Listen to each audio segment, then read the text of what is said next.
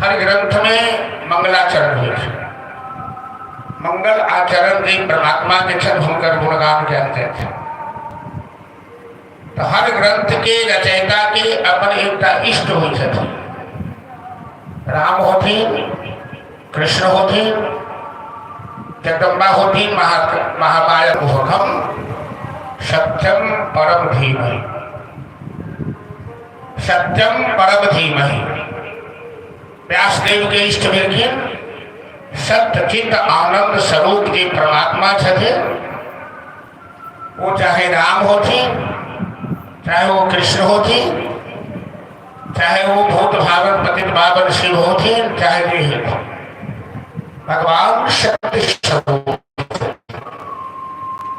तो जतोवा इमानी भूतानि जायन्ते येन जातानि जीवन्ते, जतो सो समस्त चराचर प्रगट हुई थे और जिनमें समस्त चराचर समाहित हो जाए थे, जिनका द्वारा ये समस्त चराचर पालित है।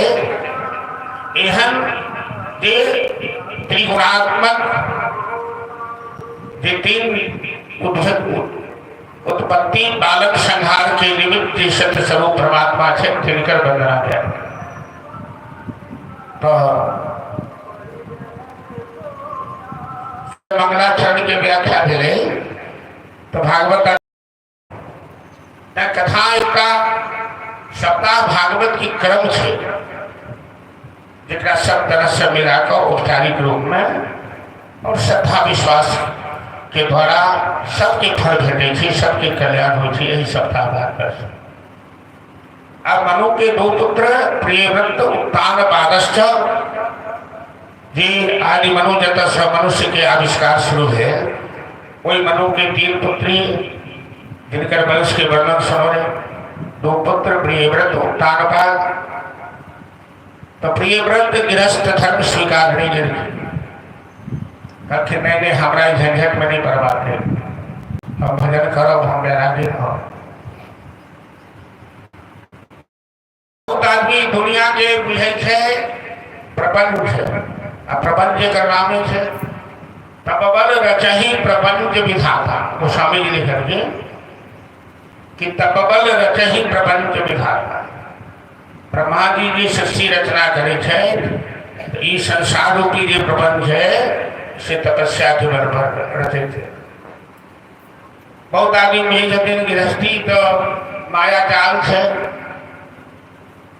माया में फल सिराइए लोग, तो फिर भजन भाव नहीं हो पाई थे, तो माया से दूर लोग। जो हो बात सत्य है, लेकिन कर्म जो है गीता में भगवान घर के ना 18वां अध्याय में कि नहीं देह वृता सत्यम तुम कर्मान शेषत। जब तक शरीर है, शरीर धारण के नहीं, तब तक कर्म के त्याग नहीं किया जा सकते। वो संत हो थी, वो बैरागी हो थी, वो गृहस्थी हो। अरे संत महात्मा घर द्वार छोड़ दी थे तो घर में रहे थे, भोजन नहीं त्याग दी थे, भोजन करते थे, कपड़ा चाहबे करी। तो मनुष्य के जीवन में तीन चीज है, चाहे रोटी कपड़ा मकान चाहे। वो तो महात्मों के चाहिए, कपड़ों चाहिए, रोटियों चाहिए, मकानों चाहिए। तखन बैरागी के नाम है रजस्तु फल कर्म फलस्त्याग। कर्म में जो आसक्ति है, एक त्याग जरा अंदर आयुर्वेद से त्याग है। भागवत में गृहस्थी धर्म की सबसे ज्यादा प्रशंसा है। धन्यो गृहस्थाश्रम, गृहस्थाश्रम धन्य है। ये गृहस्थी समस्त सब आश्रम के आधार। जो गृहस्थी उपजा वाली नहीं करती, इनका कारोबार नहीं है, तो संसार में इनको जीवन नहीं चलता, व्यापन नहीं। लेकिन ओहन गृहस्थी, जय गृहस्थी में ठाकुर की सेवा, संत की सेवा और परमार्थ जल है। यह गृहस्थी नहीं है कि मस्ती मौज उड़ाओ, मदिरा खाओ, भोग करो और रोगी बन के दुनिया से चल लो। जिनमें धर्म है, जिनमें वैष्णवता है, जिनमें परमार्थ है, जिनमें संत सेवा है, जिनमें परमात्मा के भजन भाव चले गए, एहन गृहस्थी की प्रशंसा श्रीमद् भागवत में चाहिए। और एहन गृहस्थी के दिन वैराग्य रहोगी, घर द्वार छोड़कर अयोध्या वृंदावन जाके दोनों काज नहीं थे। क्या तो वृंदावन में रही हम सब देख लिया बहुत महात्मा के, बहुत तलार मोई संपत राशि मोर मोड़ाए भय सन्यासी।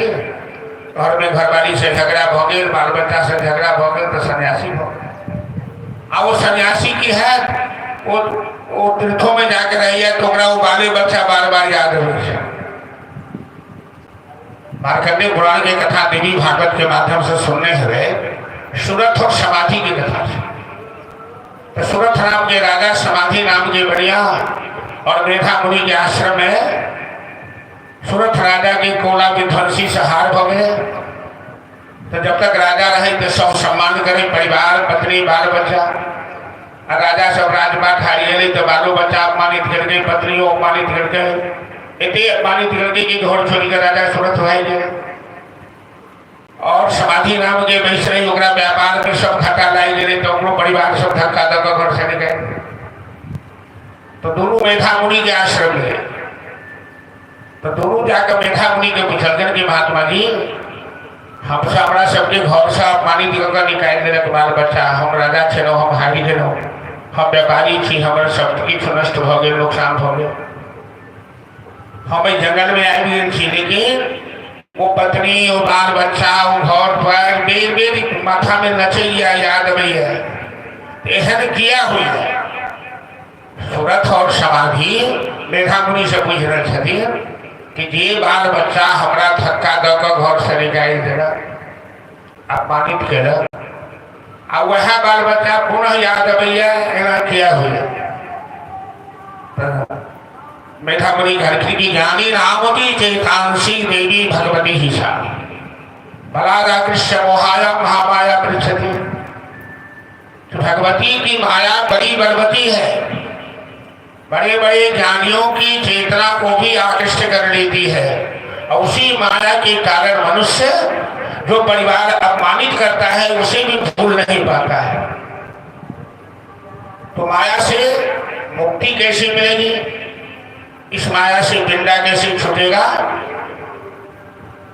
तो गीता में भगवान कहते हैं कि दैवी ही ऐसा गुणमय मन माया दुरंतया। ये माया भगवान के दैवीय शक्ति से एक क्यों जीत नहीं सके, अरे माया के क्यों पछाड़ नहीं सके, यदि ईश्वरीय शक्ति से माया। तो माम एव जे प्रपद्यन्ते मायाम एताम करन्ति। जे भगवान के शरणागति हो गए, अपन जीवन भगवान के शरण में सौंप दे, वह मायापति के शरण में उनके कृपा से माया से मुक्ति हो जाए जब भगवान उठन माया के प्रवेश नहीं। अर्थात हम हमरा के दुखी किया छे माया के कारण। ओना माया सबके बड़ा लंबा व्याख्या हो, लंबा में नहीं चलो। चतुर श्लोकी भागवत में पहला श्लोक यह से रीते अर्थम प्रतीयते, रीते अर्थम प्रतीयते। जे नहीं छे तेकर सत्ता के आभास है माया थे, न प्रतीयत चात्मनी।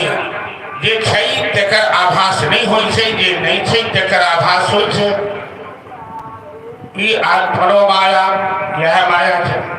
मतलब जे नहीं छै तेकर ना माया है।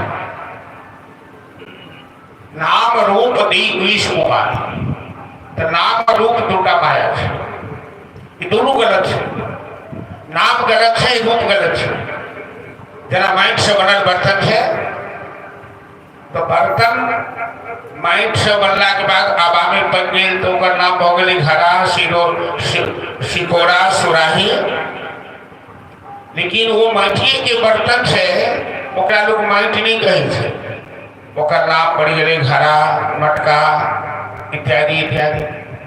सोना के बनल अलग अलग अलग आभूषण से कुंडल, कटक, बलिया इत्यादि सब में सोना है। लेकिन कहे ले आओ कुंडल ले आओ, सोना ले आओ नहीं कहे। सोना से अलग आभूषण नहीं छे, माटि से अलग बर्तन नहीं छे, तथापि कोई बर्तन के नाम अलग भ गए, कोई आभूषण के नाम अलग भ गए, और वो अलग जे नाम छे, वो जे डिजाइन छे, ओकर सत्ता नहीं छे। सोना से अलग आभूषण में किछु नहीं छे, ओरा तोड़ देबै तो फिर सोने बचते, बन गए तो सोना आभूषण भ गए, अभी सोने छे। एकरे नाम छे माया। जे नहीं छे, नाम नहीं छे, रूप नहीं छे, ओकर सत्ता नहीं छे, आ ओकर आभास है, वह छे माया। ई क्या आभास होय छे त अज्ञानता के कारण। भगवती के माया, भगवान के माया सबके आकृष्ट करे छे।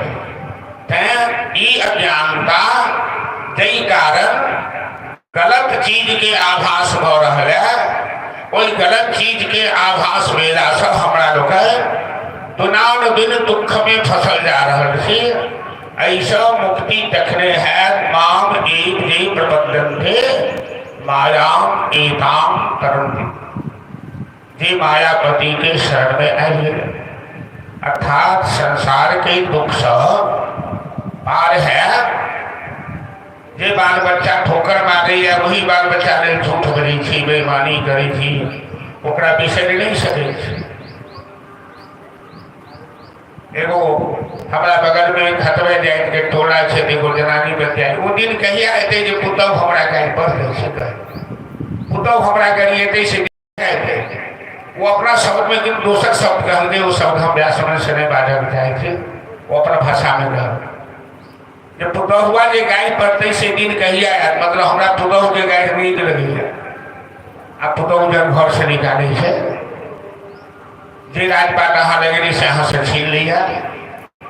बुढ़िया चुप रह, बेसी टक्कर नहीं कर, ए बूढ़ा चुप रह, जब तक बाल बच्चा ना कहल रो।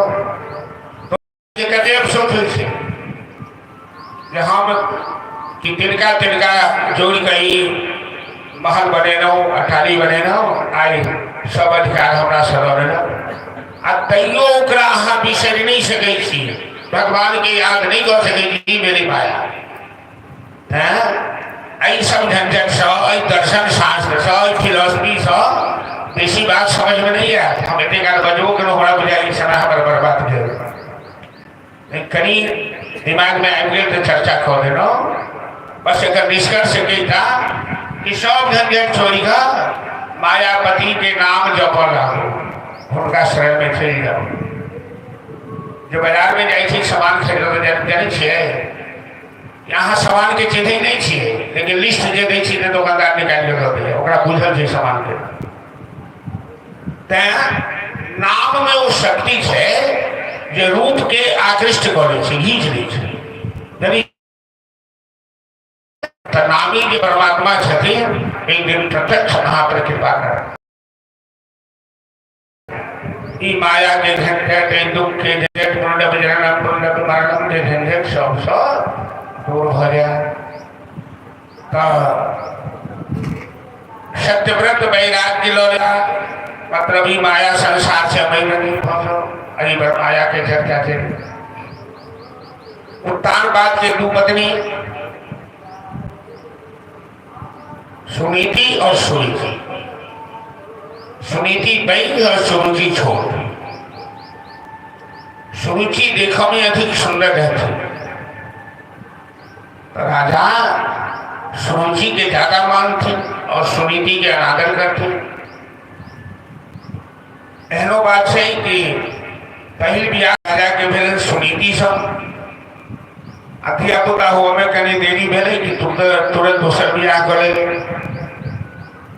दूसरा बियाह कर ले तो सुनीति के एक बालक जन्म ले, तो सुनीति दे रही सासुर, तो राजा से झगड़ा लगे, महाराज तुम्हारा विवाह तो पहले सो चुका था, तुम हमसे जो विवाह किया, मैं इस सौतन के साथ नहीं रह सकती हूँ। सुरुचि अपने ठंडा ठाक हो रही थी, हम इस सौतन के साथ नहीं रहो। तो राजा तो सुरुचि की गुलामी करते रहे, और सौंदर्य बड़ा आकर्षित रहे, लट्टू रहे। कहते तुम जो चिंता करती हो, सुनीति दासी का जीवन जिएगी, तू महारानी बन के रहे, तुम चिंता मत करो। तो बड़की रानी के रहले राजा कतो अलग घर बनवा दे और स्वयं महारानी बनकर छोटी जो रही सुनीति वो रहा। लेकिन सुनीति बड़ी संस्कारी बड़ी संज्ञानी थी। वो कनिको अपना पति के संग कलह नहीं गिरते कि हमरो तो राजा ब्याहे कर ले तो हमारा दासी जका हमारा साथ व्यवहार किया करा।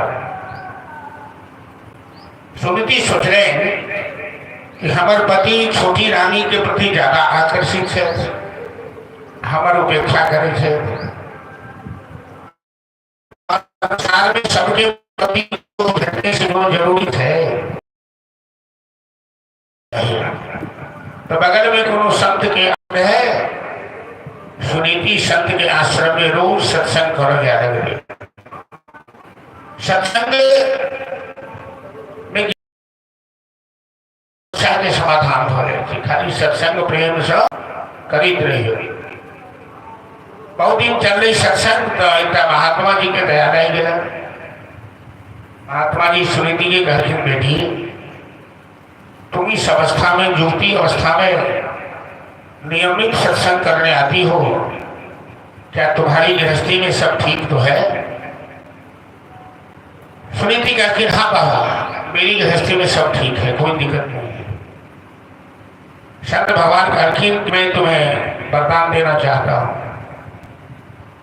सुनीति कहलखिन नहीं नहीं हमें कोई वरदान नहीं चाहिए, परमात्मा ने हमें एक पुत्र दिया है और कुछ नहीं चाहिए। यदि आप वरदान ही देना चाहते हैं तो मेरी सौतन को वरदान दीजिए। उसका व्यवहार बहुत खराब है, उसको भी एक पुत्र हो जाए, एक लड़का हो जाए, ताकि उसकी बुद्धि सुधर जाए, उसका व्यवहार सुधर जाए। संत भगवान कहते हैं कि सुरुचि तुम्हारे साथ शत्रु जैसा व्यवहार कर रही है और तुम उसके लिए पुत्र की कामना कर रही हो। तो सुनीति ने कहा बाबा उसके पास जो है वो ऐसा सोचती है, मैं ऐसा नहीं सोचता। तो संत भगवान करके ठीक है, सुरुचि को एक पुत्र होगा, किंतु मैं तुम्हें भी वरदान देता हूं कि तुम्हारा पुत्र एक दिन वह काम करेगा जो संसार में कोई मां का लाड नहीं किया हो। सुखदेव जी राजा परीक्षित से कथा सुनाते। एकदा अंकारो नृपः पुत्रं लालयन्। एक दिन की बात है कि राजा उत्तानपाद सुरुचि के पुत्र है। दोनों बालक का नाम है, बड़े का नाम है ध्रुव, छोटे का नाम है उत्तम। तो उत्तम को गोद में लेकर लाड प्यार कर रहे थे राजा। ध्रुव भी बगल में खड़ा था, वो भी पिता की गोद में जाकर बैठे। बगल में सुरुचि खड़ी थी, छोटी रानी। छोटी रानी मतलब सुरुचि मतलब इच्छा शक्ति, सुंदर रुचि, जिसका कभी अंत होता नहीं, जिसे कभी पूरा किया नहीं जा सकता। तो सुरुचि ऐसा से डरने लगी। अपनी सौतन के पुत्र को अपने पति की गोद में देखा, वो थिलमिला उठी और कान पकड़ के ध्रुव को पिता की गोद से नीचे कर दिया। कहा तो पिता की गोद में नहीं बैठ सकते। बालक ने कहा क्यों? इसलिए कि तुम मेरी कोख से जन्म नहीं लिए हो, तुम सुनीति के पुत्र हो। इस पिता की गोद में वही बालक बैठ सकता है जिसे मैंने जन्म दिया है। यदि तुम्हें पिता की गोद में बैठने की इच्छा हो तो तुम तपस्या करके परमात्मा को प्राप्त करो, उनसे वरदान लो और मेरी कोख से जन्म। जो सही मां होगी ऐसी बात कभी नहीं कर सकती। मां तो हमेशा अपने संतान में वह संस्कार देती है जिस संसार से संतान का उत्थान होता है, ऊर्ध्व गति प्राप्त होती है। और सुरुचि जो शिक्षा दे रही है वो ऊर्ध्व गति की शिक्षा नहीं दे रही है, अधोगति की शिक्षा। अरे परमात्मा को यदि कोई प्राप्त कर ले वो फिर माँ के गर्भ में क्यों आना चाहेगा? माँ के गर्भ में आना तो कष्ट है। इसीलिए तो जीवन में लोग प्रयास करता है कि माँ के गर्भ में नहीं आना पड़े, पुण्यपि जन्म पुण्यपि मरणम का सामना नहीं करना पड़े। लेकिन सुरुचि ने ऐसा कहा, बालक ध्रुव के बहन के पिताजी कुछ करेंगे, सौतेली माँ तो मेरे साथ ऐसा बर्ताव कर रही है। लेकिन राजा उत्तान कहा, सुरुचि के भय से एक बार नहीं बोल पाए। रोता हुआ बालक चला गया अपनी माँ के पास, सुनीति के पास। तब तक किसी दासी ने सुनीति को सब कुछ बता दिया था कि तेरे पुत्र के साथ ऐसा हुआ है। तो सुनीति ने देखा मेरा बेटा रो रहा है। सुनीति पूछती है, क्यों रो रहे हो बच्चे, क्या हुआ बेटा? तो सौतेली माँ ने मेरे साथ ऐसा किया। सुनीति कितनी गंभीर है, कितना सुनीति का विचार उदात्त है, महान है, जरा इस पर विचार कीजिए। कोई साधारण महिला होती और उसके बेटा के साथ उसकी सौतन ऐसा की होती, तुरंत कमर कस के चल देती लड़ने के लिए। अरे तूने अपने आप को क्या समझ रखा है? राजा तुझे ब्याह कर लाया है क्या? मुझे राजा ब्याह कर नहीं लाया है। तू राजा की पत्नी है, तो क्या मैं राजा की पत्नी नहीं हूँ? तूने मेरे बेटे के साथ ऐसा क्यों किया? वो नन्हा सा बालक जिसके दूध के दांत भी नहीं टूटे हैं, उठता कि माँ तो झगड़ रही है। उसे भी गुस्सा आता, कोई पत्थर उठाता, सौतेली माँ के सर पर दे मारता कि तूने मेरे साथ ऐसा किया। माँ झगड़ रही है, माँ हमारा सपोर्ट कर रही है, तो बस ये भी माँ का साथ देता है। और यदि सुनीति अपने आप पर नियंत्रण नहीं की होती, अपने बच्चा के भविष्य को देखते हुए, तो आज जिस ध्रुव की कथा श्रीमद् भागवत महापुराण में कही जा रही है, वो कथा भागवत में न होकर किसी क्रिमिनल के इतिहास में, किसी डकैत के इतिहास में होती ध्रुव की कथा। क्योंकि बालक के सामने माता पिता को कभी बुरा आचरण नहीं करना चाहिए, ऊंची आवाज में बातें नहीं करनी चाहिए। बच्चे का जीवन नकद प्रभाव होता है। वो जो अपने से बड़ों को देखता है वो तुरंत सीख लेता है। खास करके इस संसार में माँ का महत्व सबसे ज्यादा है। पिता की अपेक्षा माँ का 10 गुना ज्यादा महत्व है मनुस्मृति शास्त्र के अनुसार। माँ का रिश्ता सबसे ऊंचा है। माँ बनना बड़ी कठिन बात है। आज तो बड़ी दुख के साथ कहना पड़ता है कि आज के जमाने में हमारे समाज में जो नई नवेली दुल्हन सब है, वो मां नहीं बनना चाहती। साल भर 1.5 साल के बच्चे को कहती है, थोड़ा परेशान करता है तो देखो देखो हम तुमको हॉस्टल में डाल देंगे। 2 साल 3 साल 4 साल के बच्चे को हॉस्टल में डाल देंगे। बच्चा जन्म लेता तो माँ अपना स्तनपान नहीं कराती है। अपनी जवानी की रक्षा के लिए, हमारी जवानी सुरक्षित रहे, हमारा सौंदर्य सुरक्षित रहे, और बच्चे को बोतल पकड़ा देती है। बच्चे के लालन पालन के लिए पैसा बहुत है तो गाय रख लेती है। उससे क्या होता है तो बच्चे को हॉस्टल में, बोर्डिंग में डाल देती है। जिस समय बच्चे को माँ की ममता चाहिए, बच्चे को माँ की गोद चाहिए, माँ का आंचल चाहिए, माँ का प्यार चाहिए,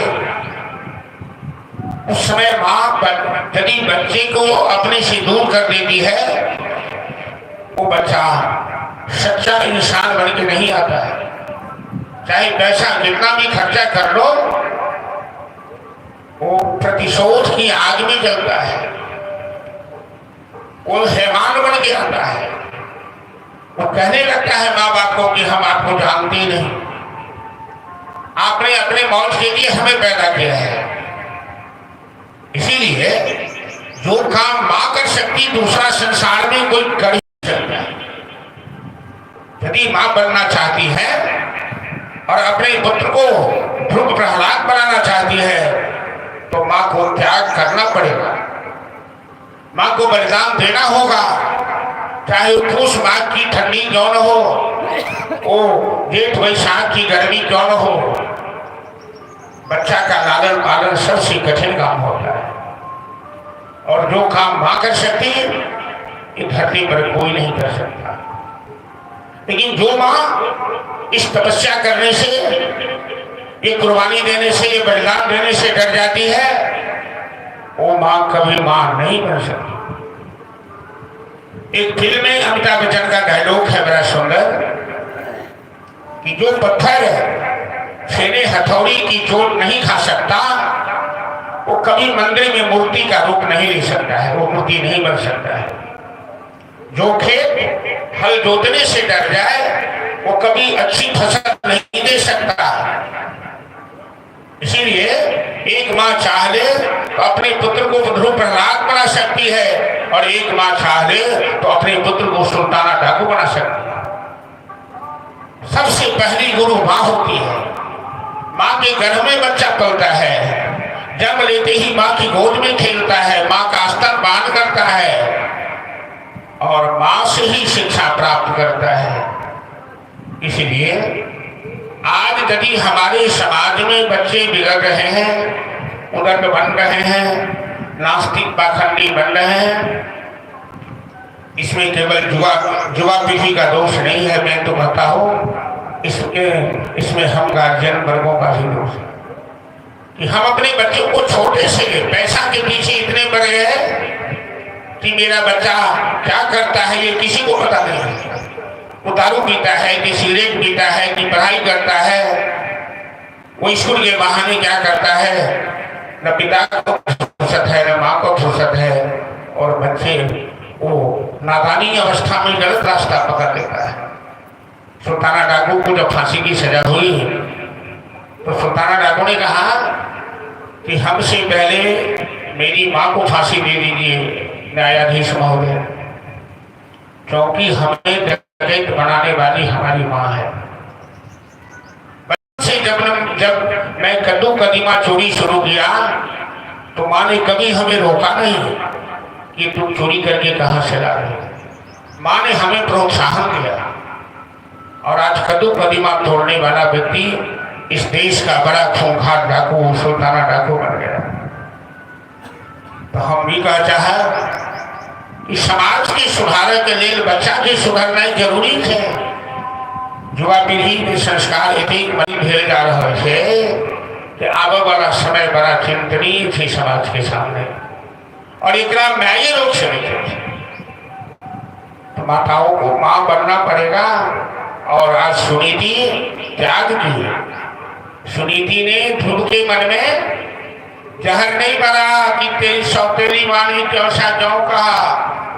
सुनीति सुरुचि की बात का अनुमोदन कर दिया अपने पुत्र के क्रोध को शांत करने के लिए, क्योंकि इसके मन में आक्रोश नहीं आना चाहिए। का बेटा सुरुचि ने बिल्कुल सही कहा है कि धर्मार्थ काम मोक्षार्थम यदि चेषुभात्मन एकमेव हरिस्तत्र कारणम भागवत।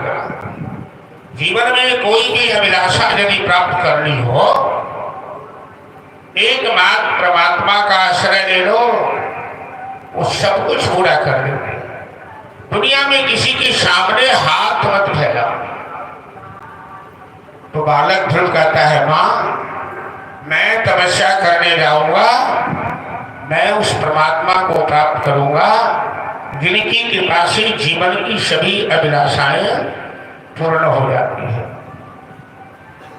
सुनीति कहती है, बेटा मेरा आशीर्वाद तुम्हारे साथ है। माता को प्रणाम किया, माता ने गले से लगाया और भगवान से प्रार्थना की, सुनीति की प्रभु ये नन्हा सा बालक है, लेकिन ये क्षत्रिय कुमार है, आन शान तो इसके पास है, आप इसकी रक्षा करना, इसकी सहायता करना। मैंने आपके चरणों में अपने बालक को सौंप दिया है। ध्रुव घनघोर जंगल में चला गया जब भी कोई भक्त भगवान को खोजने में निकलते हैं उन्हें पाने के लिए, तो मार्गदर्शन करने के लिए सच्चे गुरुदेव बनकर, सदगुरुदेव बनके नारद जी वहां आ जाते कि जयति जगति माया जस्य काया धवस्ते वचन रचन वेदम केवलम चाकलेय ध्रुव पदमपि जातो जत कृपातो ध्रुवोय। तो नारद जी के आशीर्वाद से, नारद जी के मार्गदर्शन से प्रहलाद, कयाधु पुत्र प्रहलाद खंभा से भगवान को प्रकट कर दिया। और शांतिया की शक्ति की जीत हमेशा होती है। 6 साल का बालक ध्रुव 6 महीना की तपस्या में परमात्मा का साक्षात्कार किया। नारद जी आ गए, नारायण नारायण। अरे बालक, इस घनघोर जंगल में कहां भटक गए? बालक कहता है, बाबा मैं भटक नहीं गया, मैं परमात्मा की खोज में निकला हूं। आप हमें सहायता करें, मार्गदर्शन करें। नारद जी कहते हैं, बालक अरे बड़ी बड़ी जानी थानी लगाने वाली संत महात्मा जुग जुगान्तर कर तोटरमांतर तक जन्म जन्मांतर तक धारणा ध्यान समाधि लगाते लगाते थक जाते हैं, फिर भी परमात्मा का साक्षात्कार नहीं हो पाता है। तू नन्हा सा बालक है, तेरी दूध के दांत भी नहीं टूटे हैं, तू कैसे इस काम को कर पाएगा? लौट चल घर। आप इसमें आकर निर्णय लिया है तो चलो हम तुम्हें माता पिता से मिला देते हैं। ध्रुव कहते हैं कि बाबा मैं क्षत्रिय कुमार हूं, मैं लौट कर नहीं जाऊंगा। कार्यम वा साधयामि देहम वा पापयामि। या तो मैं अपने लक्ष्य को पूरा करूंगा या मैं अपना शरीर यही गवा लूंगा, अंत कर दूंगा, मैं लौट कर नहीं जाऊंगा। नारद जी ने सोचा कि बालक का संस्कार बड़ा उत्तम है। अच्छी जमीन में यदि अच्छा बीज बोया जाए तो अच्छे पौधा अंकुरित होते हैं। कहा बेटा भगवान से कोई परिचय है? बालक कहता है, बाबा मैं तो अंगूठा छाप हूं, हमें कुछ नहीं परिचय है। अरे भगवान चतुर्भुज नारायण है, शंख चक्र गदा पद्मधारी। उनके 4 हाथ हैं, श्याम वरण है, चारों हाथ में उनके दिव्य आयुध शंख चक्र इत्यादि है, मंद मंद मुस्कान है और बड़े दयालु हैं, अपने भक्तों पर हमेशा कृपा करने के लिए उत्सुक रहते हैं। तत्तात गच्छ भद्रं ते यमुनायाः तटं शुचि पुण्यं मधुवनं यत्र सानिध्यं नित्यदा हरि। बेटा पहले भगवान के चतुर्भुज स्वरूप को अपने हृदय में धारण करो। और यहां से थोड़ी दूर पर जमुना के किनारे मधुवन है, जहां नित्य रास रासेश्वर नंद नंदन श्याम सुंदर रास रासेश्वरी शुभानुनंदनी जी के साथ रास रचाते हैं। उसी दिव्य स्थान में जाकर तुम तपस्या करो, भगवान के स्वरूप का ध्यान करो और मैं तुम्हें 12 मंत्र दे रहा हूं। 12 अक्षरों का मंत्र ओम नमो भगवते वासुदेवाय। इस मंत्र का जाप करना और जीवन में संयम रखना। जब तक मनुष्य अपने जीवन को संयमित नहीं कर लेता तब तक उसकी साधना, उसकी तपस्या पूरी नहीं होती। उपदेश देकर सही मार्ग। एक गुरु का काम क्या है? आजकल तो गुरु चेला मुरनाई एक खेती हो गए। बहुत व्यास से बने थे, इस गांव में हमारी कोई खेती नहीं हुई, मतलब कथा करके ना 10-20 को चेला नहीं भेल, चेला चेली नहीं भेल, हमारी खेती नहीं हुई। तो चेला गुरु चेला मुरे छथिन तो बुझे छथिन खेती हो गई हमार फसल साल में है आ चेलो कहने बुझे छे जे गुरुजी है आशीर्वाद देता है गुरु फूल दे देता छो मंत्र दे देता जब हम रातों करोड़पति हो गया से हो बात हो दोनों के ठग रहे हैं गुरु पुकारो अंधकार रकारो तन निरोध ज्ञान रूपी अंधकार को जो दूर कर दे ज्ञान रूपी प्रकाश को जो फैला दे तत्पदम दर्शितम जो उन परमात्मा से परिचय करा दे उन्हीं का नाम तो गुरु है। तो नारद जी सच्ची गुरु नारद जी जिसको माथा हाथ दीदी उसका उद्धार कर दिया। ध्रुव चले गए जमुना के किनारे नारद जी अंतर ध्यान होकर चले आए रहा राजा उत्तान बात को बहुत फटकार लगाया। महाराज तू मनु के पुत्र हो तुम्हें शर्म नहीं आती है? अरे स्त्री का सम्मान करना पुरुष का कर्तव्य होता है लेकिन स्त्री की गुलामी करना ये पुरुष की कायरता होती है। सुनीति जैसी ज्ञानवती महिला का तुमने अनादर किया जिसने ध्रुव जैसे पुत्र को जन्म दिया है। एक दिन ध्रुव अपने खानदान का नाम तीनों लोग में ऊंचा करेगा और तुम सुनीति की बात में आकर सुनीति का अनादर किया ध्रुव जैसे पुत्र का त्याग कर दिया। महाराज तुम्हें धिक्कार है। नारद जी फटकारे तो राजा उत्तान बाद बहुत शर्मिंदी हो का अनुभव किया बहुत शर्मिंदा हुआ। 6 महीना में बालक सबसे पहले भोजन पर नियंत्रण सब नहीं कर सके। बहुत आदमी कहते हम खाए लीजिए अब जीवन खाई कि खेले लिए से हम जाओ जीवन खाए खेले आज खेले जीवन लिया तो गुरु जी भगवान बात थे। तो ध्रुव पहले एक दिन भोजन एक दिन उपवास बाद में 3 दिन के बाद 1 दिन भोजन 6 दिन के बाद 9 दिन के बाद 12 दिन के बाद महीना में 1 दिन भोजन बाद में अन्न खेनाई छोड़ देते फल खाकर रह बाद में फलों खेनाई छोड़ देते जल पी कर रह और शरीर में जो विकार थे अन्न से विकार थे जना अन्न छोड़न फल छोड़न तो ध्रुव के शरीर निर्विकारी हो लगे शरीर जखने निर्विकारी हुई तो समाधि लग गई। बाद में ध्रुव जलो पिनाई छोड़ दे शरीर पूर्ण निर्विकार भगड़न और ध्रुव की अखंड समाधि ले गई। ओम नमो भगवते वासुदेवाय यही मंत्र के जाप कर और शंख चक्र गदा पद्मधारी नारायण के स्वरूप के अपना हृदय में ये गुरुदेव भगवान बतौने थे धारण करे थे। इंद्र जे स्वर्ग के राजा है जकर नाम थे शतक्रतु 100 अश्वमेध जग कर वाला इंद्र बन गया। ऊंच निवास नीच करतूती देख न सकही पराई विभूति। इंद्र स्वर्ग के सिंहासन पर तो बैसल है लेकिन जो कोनो धर्मात्मा तपस्वी धरती पर बढ़ी है तो इंद्र के बौखलाहट बढ़ जाए कि हमारे सिंहासन में छीन वो वही में बाधा डाला लगे।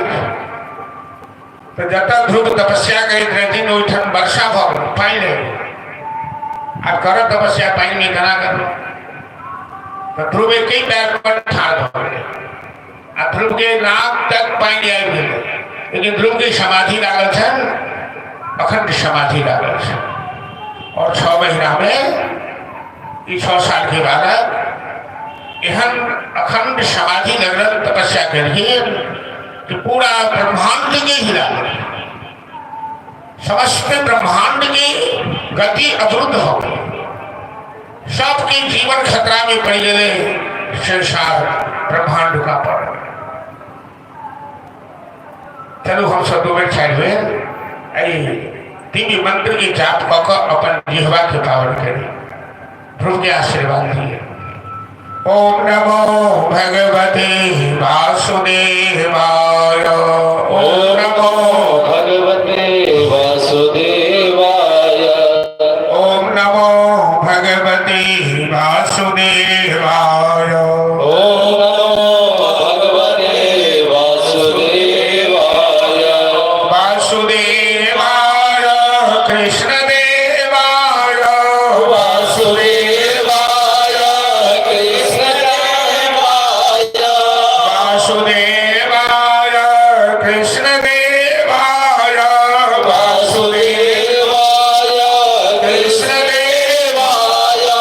ओम नमो भगवते वासुदेवाय। ओम नमो भगवते वासुदेवाय।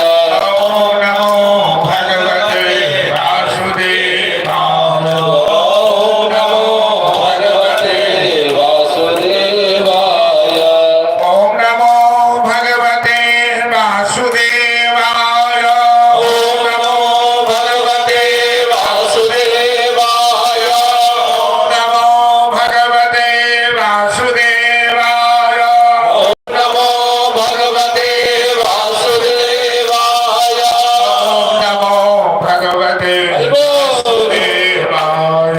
ओम नमो भगवते वासुदेवाय। जय जय श्री राम। लक्ष्मी माता कहती है, प्रभु जल्दी से दर्शन दीजिए वरना प्रलय हो जाएगा। ये नन्हा सा बालक सृष्टि का प्रलय कर। भगवान ध्रुव के सामने प्रकट हो गए। ध्रुव की समाधि लागल है तो अपना जोग वर्षक ध्रुव के ध्यान आकृष्ट करते। ध्रुव देखलखिन सामने नारायण ठान थे तो पूछ करकिन कि यह भगवान थे। नारायण के ध्रुव भगवान किया मान ले थे। बहु ने कथा तो सुन लिया ना। गुरुदेव भगवान कहने छनकिन कि नारायण के चार ही हाथ हैं। एक हाथ में गदा, एक हाथ में शंख, एक हाथ में चक्र, एक हाथ में कमल के फूल।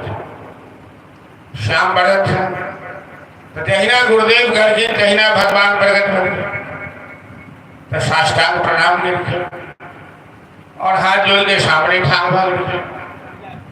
ध्रुव की इच्छा है कि भगवान की प्रार्थना करी, वंदना करी, लेकिन पढ़ा लिखा करी छथि तो जो इच्छा करी हो मन माही, प्रभु प्रसाद कछ दुर्लभ न। अपना जीवन में जो इच्छा करवे भगवान के शरण में तो कहियो अधूरा नहीं रही है।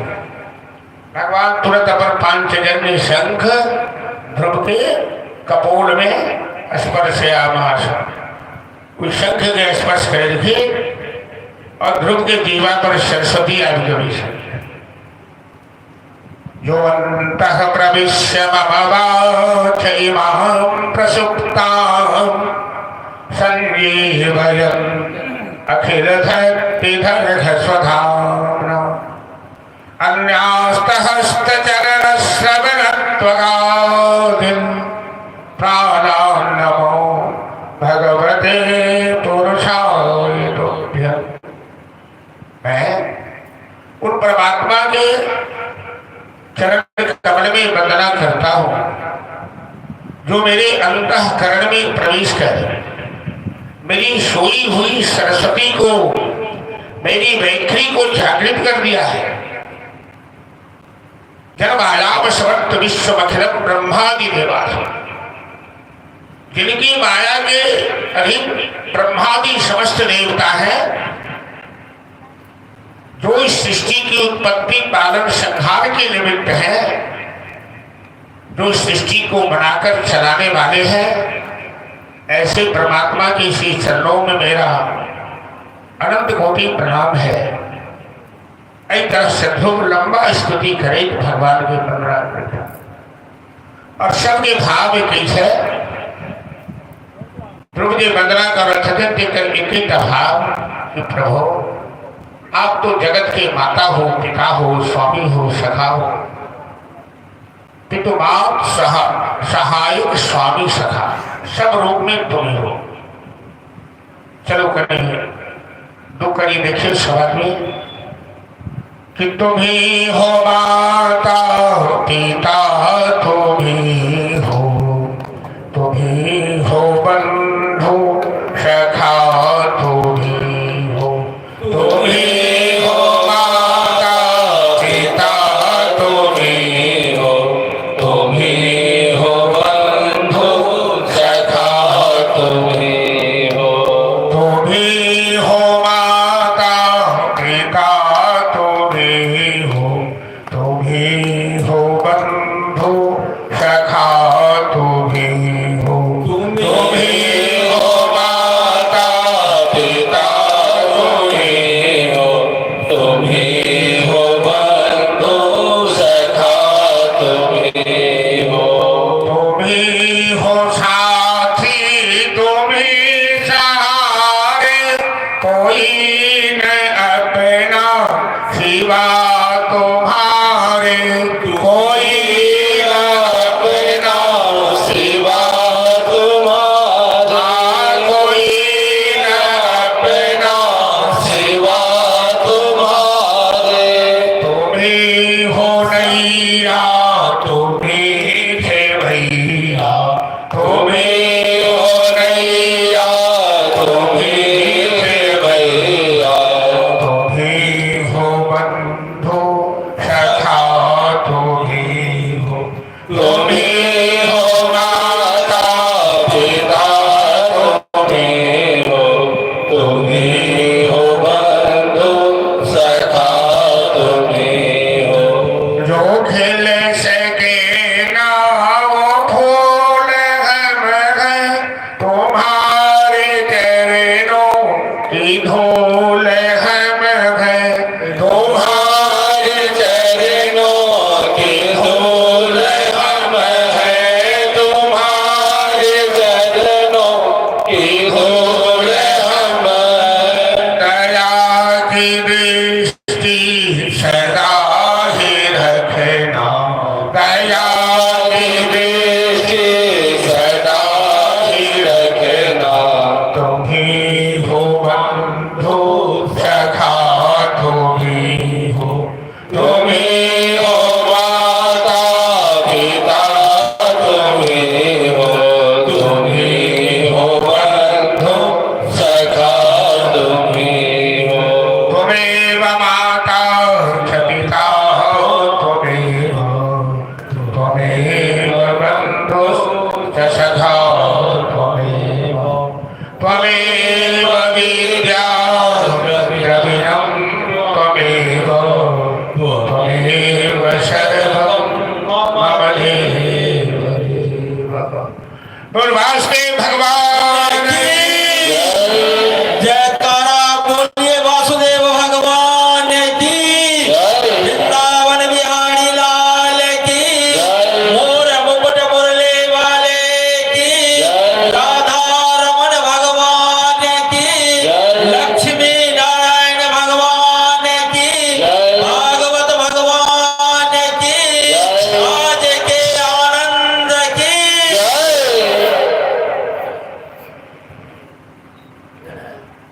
भगवान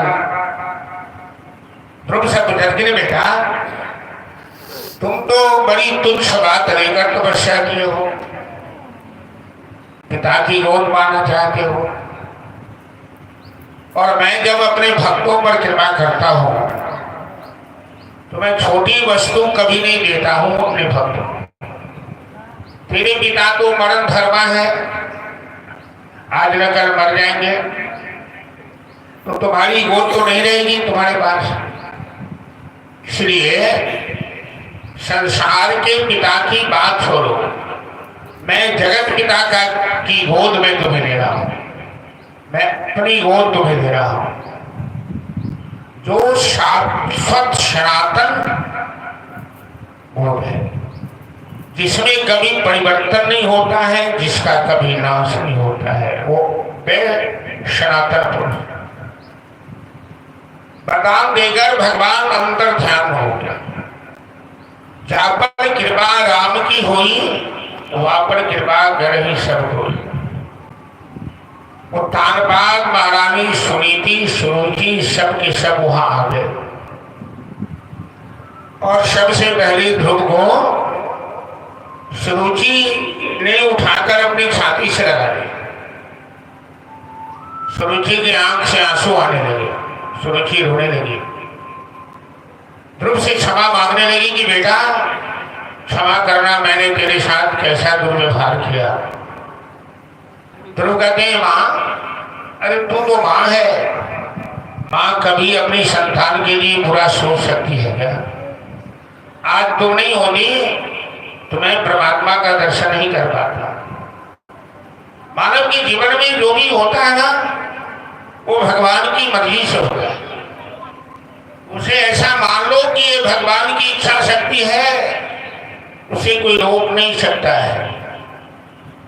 ऐसा भी मत मानो कि तुम्हारे साथ बुराई होने वाला है, हो सकता है इसी बहाने आपका कल्याण होने वाला। सुनीति गले से लगाई, राजा उत्तानपाद गले से लगाया और उत्तानपाद को अब अपनी गलती का एहसास हुआ कि ऐसे संस्कारी पुत्र के साथ मैंने क्या किया। तो राजा उत्तानपाद ध्रुव को सिंहासन पर बैठाकर राज्याभिषेक कर दिया और स्वयं बैराग ले लिए। ध्रुव महाराज सौतेले भाई उत्तम के साथ मिलकर रहने लगे और प्रभु के आदेशानुसार स्वराज साम्राज्य का धर्म पूर्वक पालन करने लगे। 36,000 वर्ष ध्रुव ने राज किया। एक बार ध्रुव का सौतेला भाई शिकार करते यक्षों के हाथ मारा गया। ध्रुव ने यक्षों पर आक्रमण किया, बड़ी घमासान लड़ाई हुई। लेकिन जब ध्रुव ने रणभूमि में यक्षों का संहार करना शुरू किया तो उनके पितामह मनु महाराज और कुबेर जी आकर के ध्रुव को शिक्षा दिए कि वत्स, तुम पर तो भगवान की कृपा है, तुम वैष्णव हो, फिर तेरे अंदर ये क्रोध कहां से जागृत हुआ? वैष्णव आदमी कभी क्रोध नहीं करते और तुम्हें ऐसा सोचना चाहिए कि न ही यक्षों ने तेरे भाई को मारा है, न तुमने यक्षों को मारा है। ये तो प्रभु की प्रेरणा से सारी घटनाएं घट रही है, लीला हो रही है। तुम युद्ध को विराम दो और अपने छात्र धर्म का पालन करो। ध्रुव के सामने मृत्युदेव आए और मृत्युदेव सर झुकाकर खड़े हो। ध्रुव ने मृत्यु के मस्तक पे अपना चरण रखा और सदैव सदगति प्राप्त किया। गोविंद की शरणागति, जगत पिता की गोद ध्रुव ने प्राप्त की। ध्रुव विमान पर चढ़ के वैकुंठ प्रस्थान किए। ध्रुव ने बांसुरी से पूछा कि भाई तुम हमें लेकर चल रहे हो, मेरी माँ कहाँ गई? मैं माँ को छोड़कर नहीं जाऊंगा। भगवान के पार्षदों ने कहा कि तेरे जैसा वैष्णव कुलम पवित्रम जननी कृतार्था वसुंधरा पुण्यवती जतेन विशाल संचित सुख सागरेस्मिन् लीनं परे ब्रह्मणि यस्य चेत। तेरे जैसा वैष्णव जिस वंश में जन्म ले उसकी पीढ़ी दर पीढ़ी का उद्धार हो जाता है। तेरी माँ तो पहले से वैकुंठ में विराजमान है, तुम चिंता मत करो। ध्रुव जगत पिता की गोद प्राप्त किया। ध्रुव आज भी अटल है। हमी कह जाए कि सच्चा गुरु और माता पिता के आशीर्वाद यदि जीवन में भेट जाए और अपना मन में यदि सच्चा लगन भर जाए, इरादा पक्का, तो नेपोलियन बोनापार्ट ने कहा कि असंभव शब्द मूर्खों की डिक्शनरी में पाया जाता है। मानव के जीवन में कुछ भी असंभव नहीं है। सच है, विपत्ति जब आती है कायर को ही टहलाती है, सूरमा नहीं विचलित होते, पर एक नहीं धैर्य होते। मानव जब जोर लगाता है तो पत्थर भी पानी बन जाता है, खमठोक खेलता है जब नर पर्वत के जाते पाँव। नन्ना सा बालक 6 साल में असंभव को संभव करके दिखा दिया। गुण बड़े एक से एक प्रकट है छिपे मानवों के भीतर। हर मनुष्य के अंदर प्रकृति ने, परमात्मा ने एक से एक दुर्बी गुण दे रखे। जरूरत है उस गुण को जगाने की, उसे सही दिशा देने की जरूरत है। तो जीवन में क्या नहीं किया जा सकता है। ध्रुव के वंश का वर्णन करते हैं सुखदेव जी। चलिए, राम राम का आश्रय लेकर ध्रुव ने इतना बड़ा काम किया, और कुछ बार लगे नहीं लगे, यज्ञ करना, तप करना, व्रत करना, दान करना, योग करना, ये कलयुग में सब कठिन है। लेकिन राम नाम तो जप सकते हैं। नहीं देखो, बुढ़िया कहे कि बउआ कहियो ने राम राम, बुढ़िया के कहे गयो कि बूढ़ी माता कहियो ने राम राम। तो बूढ़ी माता कहती बउआ कहे तो छिए बड़ नीक, हमरा कहले न होई।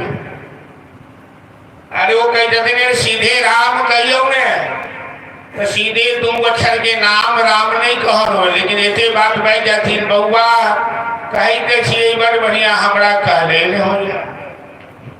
ई संस्कार जो नहीं है भगवान नाम लेवा के, आई जो ममता है, एगो बूढ़ी माता के बैतरनी होते रहे।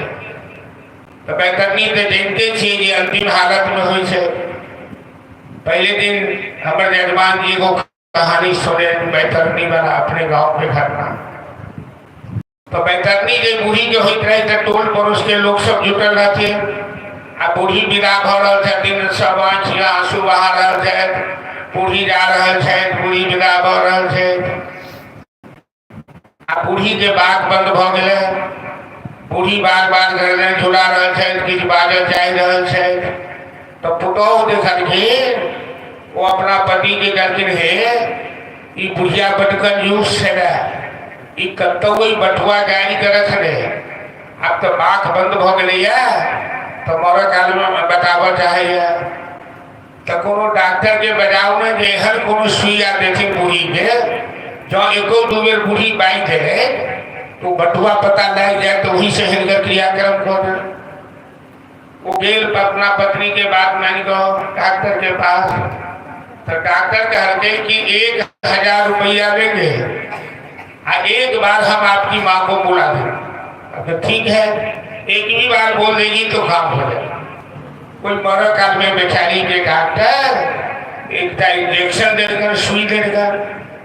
ठीक है, बूढ़ी बजरखी नहीं हुए की बजरखी, तो उनके बैतरनी ले दे बाछी रही आराधन में, वो बाछी झाड़ू चिबाते हैं।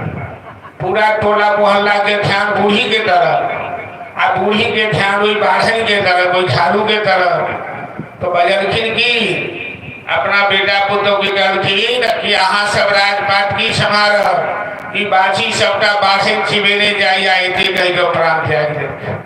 बोल वृंदावन बिहारी लाल की जय। तो पुतौह करके देखू ने बुढ़िया के मरहो काल में 1000 रुपया जुर्माना लगा दे। कोई झाड़ू के कीमत हो गई 1000 रुपया। एहन ममता जे रह कहे छिए बड़ बढ़िया, राम नाम नहीं कहल है, तो केना का चलते। अभ्यास बनाव पर जाप सबके बाग नहीं लगे। जिनका जाप करवा के अभ्यास से वह जाप हो सके, जिनका भगवान नाम स्मरण करवा के अभ्यास है। नहीं तो हम अपना गांव में देखलिए, एक बेर हम उस समय में गुजरात रहे, तो गर्मी छुट्टी में घर में तो केकरो महिष केकरो गोरहा तोड़ देते ब्राह्मणे के, हमारे दियादबाद में बगले में। तो गोरहा के तोड़ के उन्हें लड़ाई शुरू भले दोनों जनानी बीच में इनार आ एक आधे गो महिला बैसे छथिन, एक आधे गो महिला या महीना मई महीना। और वो 8 बजे दोनों वैसे चलती लड़ के थे 11 साढ़े 11 बाजब तक लड़ाई बंद हो गई फिर गिरे हाथ सुना के खाना पीना खेले और फिर 3 बजे 4 बजे लौट लगे से रंग बिरंग के गाय हाथ चमका कर एक का सबो जवाब सवाल गाय में से रहा तो रही संस्कृत के विद्यार्थी कुछ भगवान संस्कार देने रहे तो हम कहले हे दोनों आदमी के गोड़ लगे सब थके नहीं से एतेक बेर जे हजारों बेर एक दूसर के गाय बढ़े से अब ओते बेर जब भगवान के नाम लेने रहतो तो बेड़ा पार हो जाए कहते जाओ अपन परिचय अपना बात रखो हो में कराई धोसिया के हम छोड़बे मतलब ई संस्कार जो है एकरा बदल पर अभ्यास बनाबो पर अभ्यास ही ना जब तक अभ्यास बढ़िया नहीं हाथ नाम लेवोगे तब तक बात नहीं बना तो राम कहने से तर जाएगा पार भव से उतर जाएगा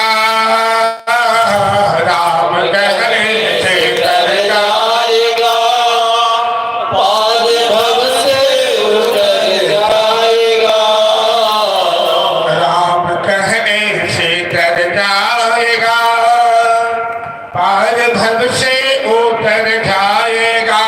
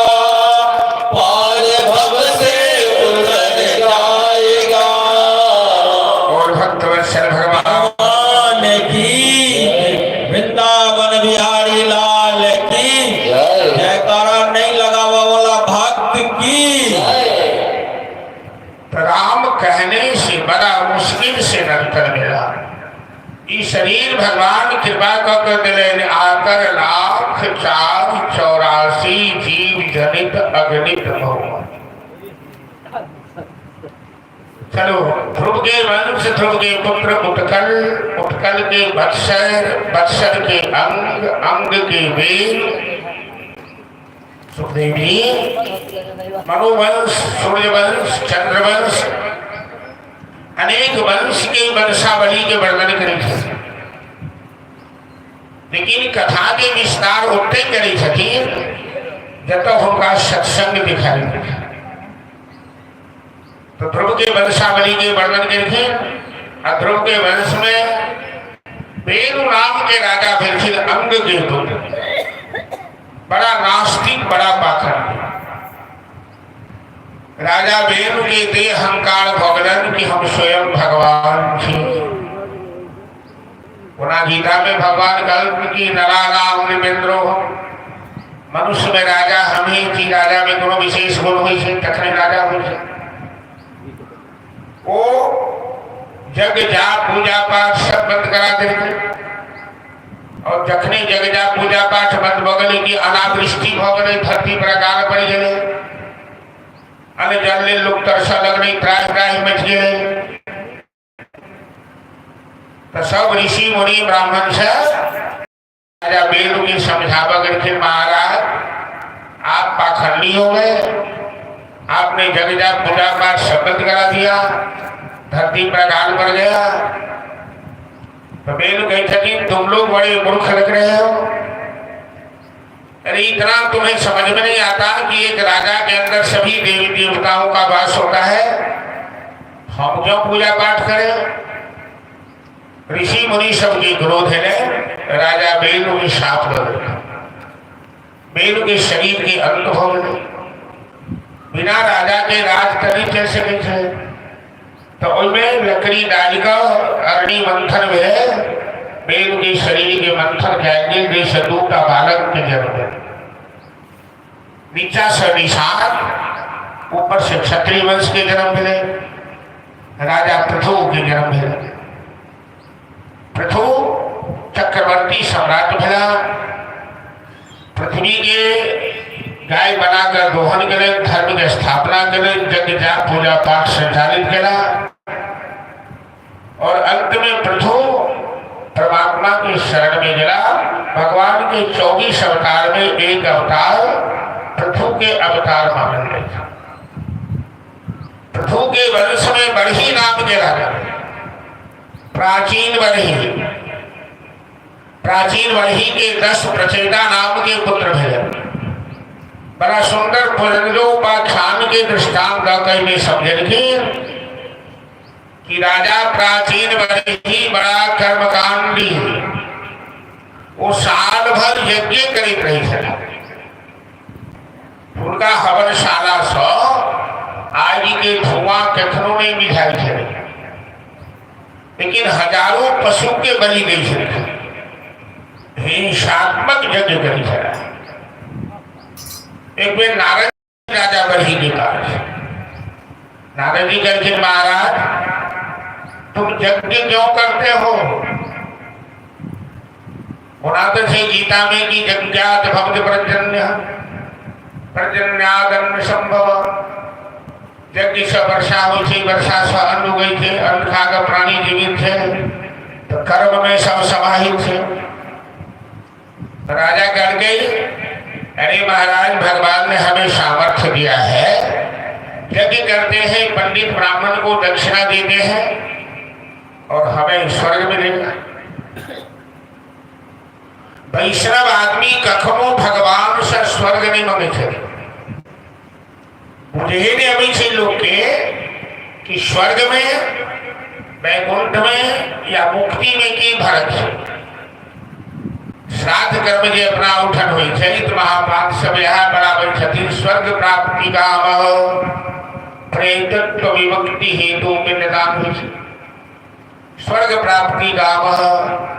लेकिन वैष्णव शास्त्र की दृष्टि में स्वर्ग के कोनो महत्व नहीं है।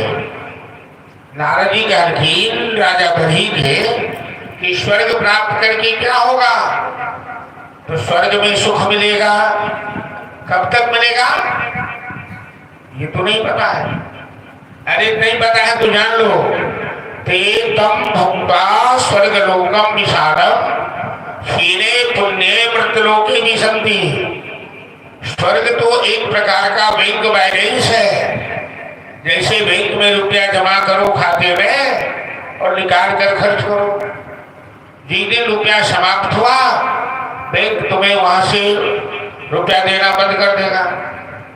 स्वर्ग में तब तक रहने दिया जाता है किसी पुण्यात्मा को जब तक उसके पुण्य की पूंजी जमा है। जिस दिन पुण्य की पूंजी समाप्त हो जाती है उस दिन उसे धक्के देकर वहां से हटा दिया जाता है। इसलिए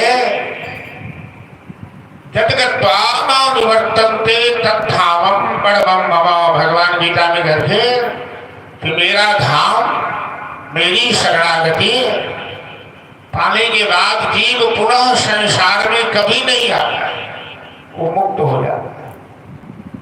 तो स्वर्ग से तुम्हें धक्का देकर गिरा दिया जाएगा। और महाराज तुम इसमें हजारों पशुओं की बलि देते हो। तुम जानते हो कि बलि का मतलब क्या होता है?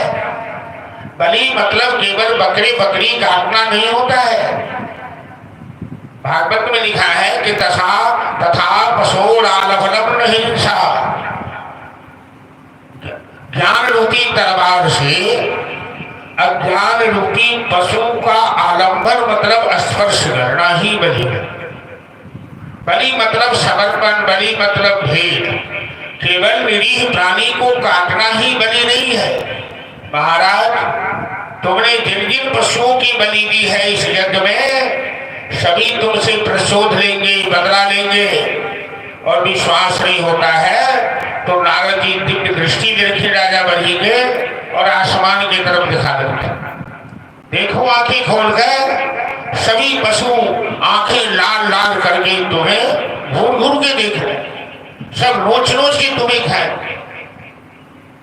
अपने सुख के कारण प्यारे दुख न किसी को देना, जाना होगा उसी प्रभु पर बदला होगा। अपना सुख के लिए केकरो दुख नहीं देवा चाहिए। बकरी कटला से अहाँ के स्वर्ग भेटत, एहन कर्म के भागवत में या वैष्णव शास्त्र में भूरी भूरी निंदा करी। वो तामसी जग थी, तामसी जग से केकरो कल्याण नहीं हो से। क्या ऊर्ध्वं गच्छन्ति सत्त्वस्था मध्ये तिष्ठन्ति राजसा जघन्य गुण वृत्तस्थो अधो गच्छन्ति तामसा। तामसी कर्म करो वाला के अधोगति प्राप्त हुई थे। महाराज ये तुमने तामसी जग किया है। जखन पशु सबके देखल के बरही के तरफ तक है, राजा बरही थर थर कांपने लागल, पूरा शरीर रोमांच हो गए। नारद जी के प्यार पर थे, बोले देवर्षि हमसे बड़ी भूल हो गई, हमारी रक्षा कीजिए, हमें अब क्या करना चाहिए।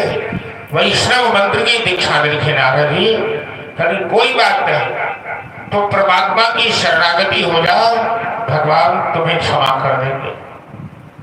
इस तरह से ध्रुव के वंश की कथा सुन रखी। अंत में ब्रह्मा जी के कहना पर राजा सत्यव्रत से हो गृहस्थ जीवन स्वीकार किया। और सत्यव्रत के वंश में नाभि नाम के राजा और नाभि के पुत्र मिलकर ऋषभदेव, ऋषभदेव के 100 पुत्र, जैन संप्रदाय के संस्थापक प्रवर्तक मानल जाए ऋषभदेव। भगवान के 24 अवतार में एक अवतार ऋषभदेव के अवतार से हो मानल। ऋषभदेव धर्म पूर्वक प्रजा के पालन करें और जखन वैरागी के समय है अपना 100 पुत्र के सामने बैठाकर शिक्षा दे।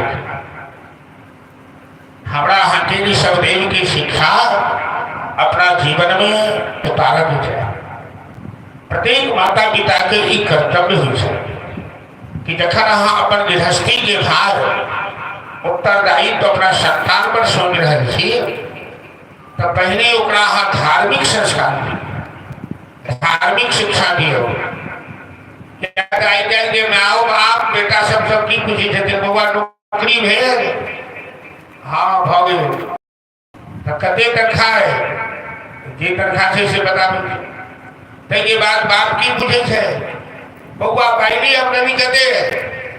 सीधा जे दरमाहा से भेटल से तो भेटल, आई का सब ओई का सजे घूस अबै छे। तो मेरे दाता के दरबार में है सब लोगों का खाता, जो कोई जैसी करनी करता वैसा ही फल पाता।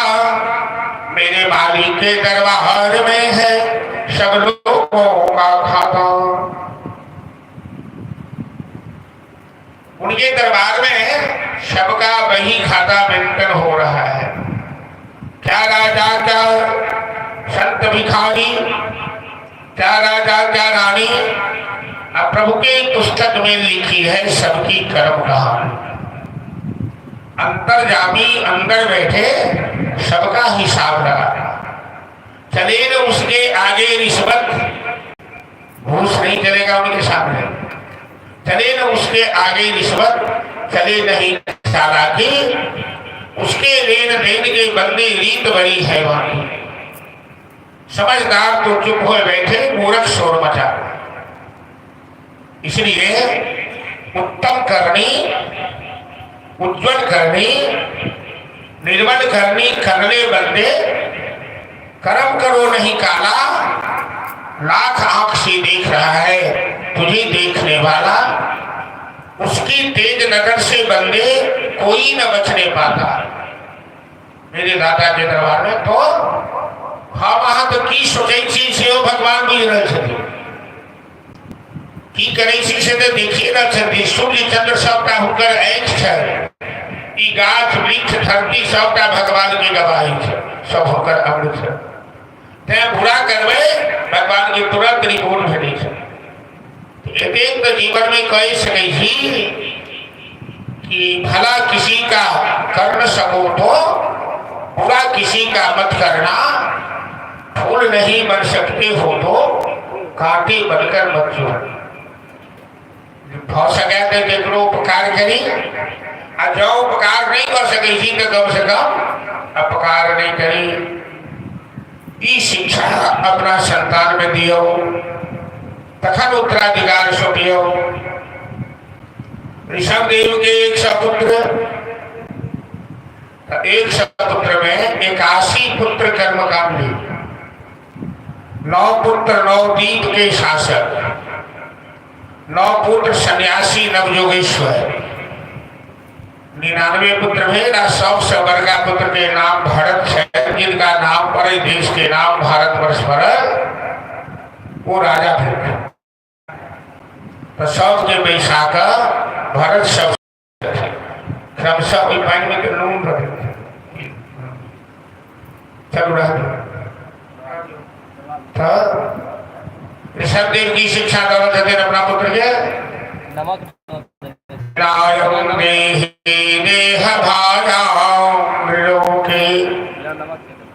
अखर कथा सुनती है ना भाई, बैठो बैठो कथा सुन, इससे जरूरी थी कथा सुनना। नायम देहे देह भाजाम निरोगे कष्टान कामां नरहते विद्भुजांगमे तपो दिव्यं पुत्र कामेन यष्टि शुद्धे दशमात् ब्रह्म सौख्यम अनंतम। ऋषभदेव कहते हैं कि पुत्रों, परमात्मा ने शरीर दिया है योग करने के, भोग करने के लिए नहीं। यही एक शरीर ऐसा उचित माध्यम है जिसके द्वारा ब्रह्म की प्राप्ति की जा सकती है। यही तन कर फल विषय न भाई, भजिए राम सब काम विहारी। जहां तक भोग की बात है तो सोकर कोकर करत है, खान पान रस भोग, तुलसी वृथा न खोइए यह तन भजन के। जो आनंद हम लोगों को कोई राबड़ी मलाई खाने में मिलता है, वही आनंद कुत्ते को, शुगर को सड़क की गंदगी खाने में मिलता है।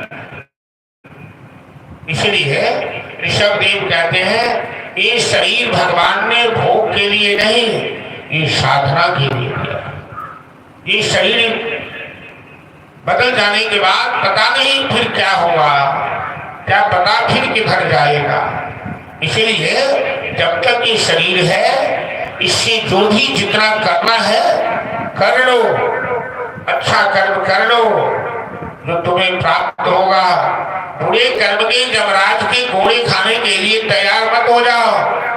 बुरे कर्म करोगे जमजूत पकड़ के ले जाएंगे, 20 योजन वैतरणी पार करना पड़ेगा, 86,000 योजन पर जम्बूर है जाना पड़ेगा, और वहां क्या क्या सजा। 21 लोग नरक लोक में, कुंभीर बाग नरक में, रौरव नरक में, थामीस नरक में, अंतरथामीस नरक में इस जीव को पटका जाता है। तो सो परत्र दुख बावही, फिर धुनि धुनि पछताहि, काल ही कर्म ईश्वर ही मिथ्या दोष लगा। करते समय हम लोग सोचते नहीं है कि हम बुरा कर्म कर रहे हैं तो हमें बुरा परिणाम मिलेगा। और जब परिणाम मिलता है, मानवाः पाप कुर्वन्ति फलं न इच्छन्ति मानवाः, हम करते हैं पाप और चाहते हैं सुख मिले। पाप करने वाले को सुख नहीं मिल सकता है। और मानवा धर्म नौच्छन्ति, मनुष्य धर्म नहीं करता है लेकिन चाहता है धर्म का फल मिले, संन्यास मिले। उन्हीं राजा में एहन भेंट है समय जो भेट गया जी करो के भजन भाव कर लियो।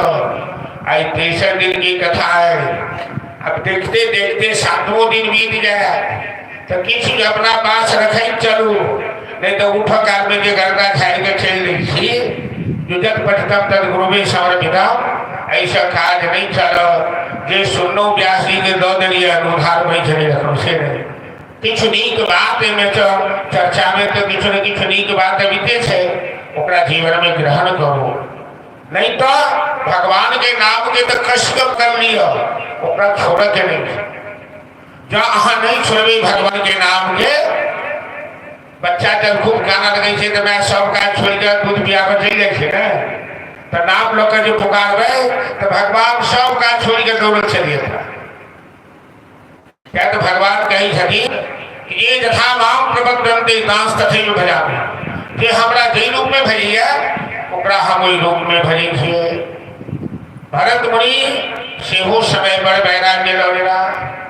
अपना पुत्र के सिंहासन पर बैसा कर गंडकी नदी के किनारे पुरहाश्रम से उत्तर आगे तपस्या कर लगा एक दिन गंडकी नदी में स्नान करते रहे एक हिरण के बच्चा कोनो सिंह के दहाड़ सुनकर गर्भवती हिरणी के गर्भपात भ गए वो बच्चा जिंदा रहे भरत मुनि स्नान करते रहे कोई बच्चा के छैनी के लखिन अपना आश्रम में ओकरा दूध पिया के घास खुआ के वही बच्चा के जिंदा करके धीरे धीरे वो बच्चा नमहर भेले बाद में वही बच्चा में हुनका एतेक आसक्ति भ गए जे माला जपनाय भजन भाव सब बिसर गेलखिन वही बच्चे के संगे उठनाय बिसनाय ई माया जी छे ई ममता बड़ा खराब है संसार के संग हमारा यहाँ के दो प्रकार के संबंध है एक ममता के संबंध है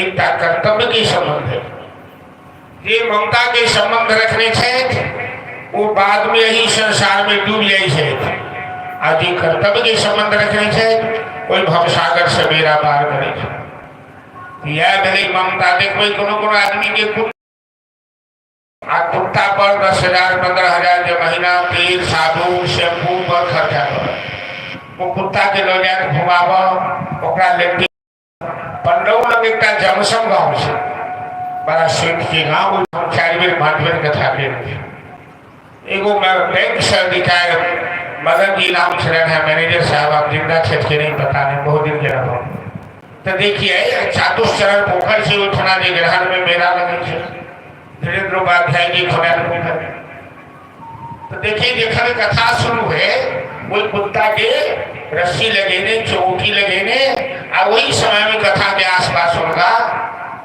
कुत्ता के सेवा करें तो हम एक दिन व्यास मन से होगा सुना के घर कि बहुत आदमी अगला जन्म कुत्ता में जन्म लेने की तैयारी में लगा हुआ है उनका ये बात बड़ा खराब हमारा कही है कैसे बोले मैं तो व्यासवंश से बोला हूँ आपको नहीं कहा हूँ मैं स्वाभाविक रूप में कहा हूँ कि जो आदमी जिस चीज में आसक्त होता है अगला जन्म उसे उसी रूप में प्राप्त होता है तो यदि आप कुत्ते में आसक्त है तो अगला जन्म कुत्ता में होगा यदि भगवान में आसक्त है तो भगवत प्राप्ति होगी यम यम भावे मैं नहीं गीता में भगवान ने कहा कि यम यम भावे स्मरण मुक्ता त्यजंतन्ते कलेवरम ताम ताम एवेति कौन्तेय सदा तद्भावात् तो मौला काल में गहने भावना है अगला जन्म वही रूप में है तो वो बुढ़ी के गार्जियन बैठरनी वाली से ध्यान रखो मौला काल में वो झाड़ू के याद नहीं करो भगवान के नाम लियो भगवान के याद करो तो भरत मुनि अंत में वो हिरण के बच्चा नमहर भेले तो जंगल चल गए वापस नहीं गए ओकरे चिंतन करे उनका प्राण छूट गए तो मृग के चिंतन करे प्राण छूटल अगला जन्म उनका मृग योनि में भगल हरिण में जन्म भगल जखन हरिण में जन्म भेल तखन वो अफसोस कर लगला पूर्व जन्म के बात याद है वो तो दिव्य पुरुष रहते कहीं कहाँ से भागा हिरण के बच्चा हमारा जीवन में आया हम जेहन तपस्वी रही हमारा तो मृग में जन्म हो गए तो तुरंत वो मृग शरीर त्याग लेगा फिर ब्राह्मण वंश में जन्म लेगा आप ब्राह्मण वंश में जन्म लेगा तो पूर्व जन्म के 100 वेद शास्त्र ज्ञान होगा स्मरण में वो अवधूत के वेश में जीव रहा परमहंस के रूप में आई जन्म में बड़ा सावधान कहीं केकरो सर न लेना आई न घेरा है भेटल तो भोजन करो नहीं तो भूखनी थी नहेनु तो नहेनु नहीं तो बिना नहेने थी पिता के बड़ा चिंता लगना 9 भाई रहते कि कोनो घर के कामों काज नहीं करते तो सब भाई में आपस में विवाद है कि कोनो काज नहीं करे यार पिता ओकरा लगल के पाठशाला में दाखिल करा करके मास्टर साहब नाव काट करके कहते नहीं हम एकरा नहीं बना सके छी एकर बुद्धि तो जड़ है हुनकर नामे भगरत जड़ भर एकर मतलब ये नहीं जो मूर्ख रहते उनका अंदर एक दिव्य ज्ञान है कि बाहर के ही पढ़ाई सब सा विद्या जा विमुक्त है विद्या तो उनका नाम से जैसे मुक्ति प्राप्त है और दुकान दूनी चार पहले अपना सो के पढ़ाई लिखाई में की पढ़ा जाए चलेगा रामा गति दिहसुमुति ओम नमः सिद्धम अपना मिथिला में तो चले साते भव सुप्रीता देवी शिखर वासनी सब पहले करा जाए चले आई जाने अपना सबके समाज में देसी मुर्गी बिनाइती बोर्ड के आदत पड़ गए ये महिला के अंग्रेजी के एक अक्षर ज्ञान नहीं है गांव घर में रहो वाली सब वो 2-4 शब्द सीख लेने थे और वो बच्चा के सीखते हाँ बेटे बोलो सीएटी कैट आरएटी जगह चूहा बिल्ली के पढ़ाई शुरू डॉग कुत्ता बिल्ली चूहा पहले हमारा सुने बच्चा के रामा गौती पढ़ाया जाए छे ओम नमः सिद्धम गणेश जी के मंत्र सिखाया जाए छे आप तो ओम नमः सिद्धम के कहे छे कि बदमाश बच्चा ओम नमः सिद्धम गुरु जी चितन कोई वर्ष हम अपनी खिसौनी भक्त तो पढ़ाइयों के सिस्टम बदल गए तो भरत जी के वो पढ़ाई नहीं चाहे दिव्य ज्ञान से अंत में पिताजी करके एकरा रख रही दूर दराज में जमीन के प्लॉट फसल सब है ओकरे रखवाली करे तो भरत जी के फसल के रक्षा में रह देते भरत जी के तो दिव्य ज्ञान है कहते नहीं जमीन के मालिक के भ सके छे कियो जो जमीन की छे वसुंधरा देवी मतलब नारायण के पत्नी के नाम छे वसुंधरा जो प्रातः काल उठकर धरती पर लात रखी थी तो धरती के प्रणाम करो के मंत्र से कि समुद्र वसने देवी पर्वत अस्तर मंडली विष्णु पत्नी नमस्तुभ्यम कि विष्णु की पत्नी छथि नारायणी छथि पहले एना करी छे हाथ के कराग्रे वसति कर्पूरे तो गोविंद दर्शनम आप कई सब बात भगले बिस्तर पर से टुकुर ताकर कि बुढ़िया चाय बना के ले आके ले जाए आप बिना खुला आचमन केने बिना पानी पीने बिना धरती के प्रणाम केने बिस्तरे पर चाय के चुस्की तो शास्त्र कहिए प्रभाती कर दर्शनम वो कहते प्रभाती कप दर्शनम चाय के दर्शन नहीं थे सब की उल्टा पुल्टा तो भरत जी कल सबे भूमि गोपाल की सब भूमि तो भगवाने के छे तो हम किया दोनों पशु पक्षी के रोक में तो दूसरों खेत के मार मवेशी अपने खेत में दो जिसको जितना खाना है ये सोच कि राम जी की चिड़िया राम जी का खेत आजा चिड़िया खा जा खेत तुलसी पंछी के पिए घटे न सरितावी धर्म किए तो मैं जो उनको बुलेटी मारूं का फल खेला तो अखबार कहते बुलेटी मार दूंगा अरे चिड़िया को खेती करे छुकी हमारे यहाँ के खेती में चिड़िया के हिस्सा छे वो आसमान में उड़ा वाली वाली राम जी की चिड़िया है और जमीन भी राम जी की है तुम रोकने वाले कौन हो अही बीच में एगो डकैत भद्रकाली भगवती से मनौती दे जो हमारा बेटा है तो हम वहां के नरबली ने तो भगवती के तो दू रूप छन, एकटा भैरवी रूप छन, एकटा माता के रूप छन। आ कवि विद्यापति जे गोसाउनी गीत बनौने थे में दोनों रूप के वर्णन करे कि जय जय भैरवी असुर भयावनी पशुपति भामिनी माया सहज सुमति बददी गोसावनी अनुगत गति तुम पाया जय जय भैरवी असुर भया। तो भगवती के भैरवी रूप छन असुर के संहार के बाद जखन वो काली बनी का महिषासुर के संहार करे छथिन, चंद्रमुंड के संहार करे छथिन, रक्तबीज के संहार करे छथिन, तखन वो भैरवी रूप हाथ में खप्पर रहा कोई राक्षस मान करे छथिन, ओकर मुंड घुटरी घुटरी का और वो तलवार रखा कोई ता आ भैरवी रूप के पूजा भगवती ओकरो पूरा करी छथिन, लेकिन ओकर परिणाम बढ़िया नहीं छे।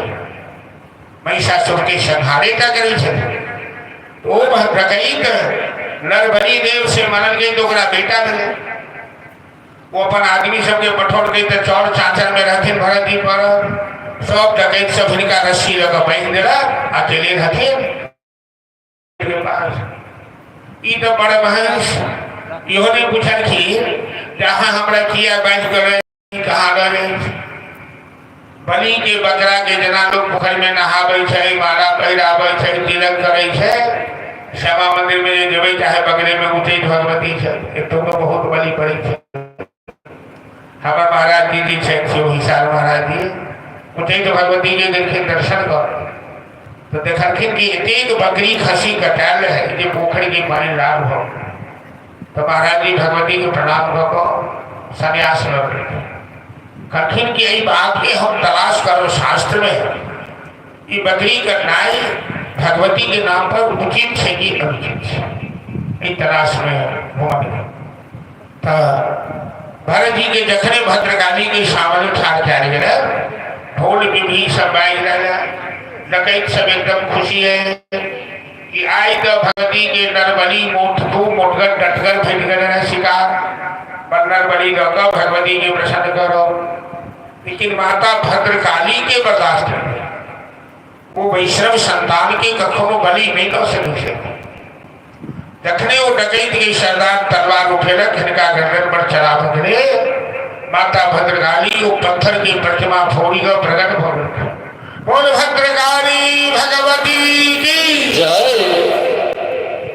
और डकैत के हाथ से तलवार छीन कर जति डकैतों पर सहयोगी ने सबके मत खो देखी और भरत जी की घोड़ा को उठा सुम्बा ले खेलों का लाभ प्यार कर।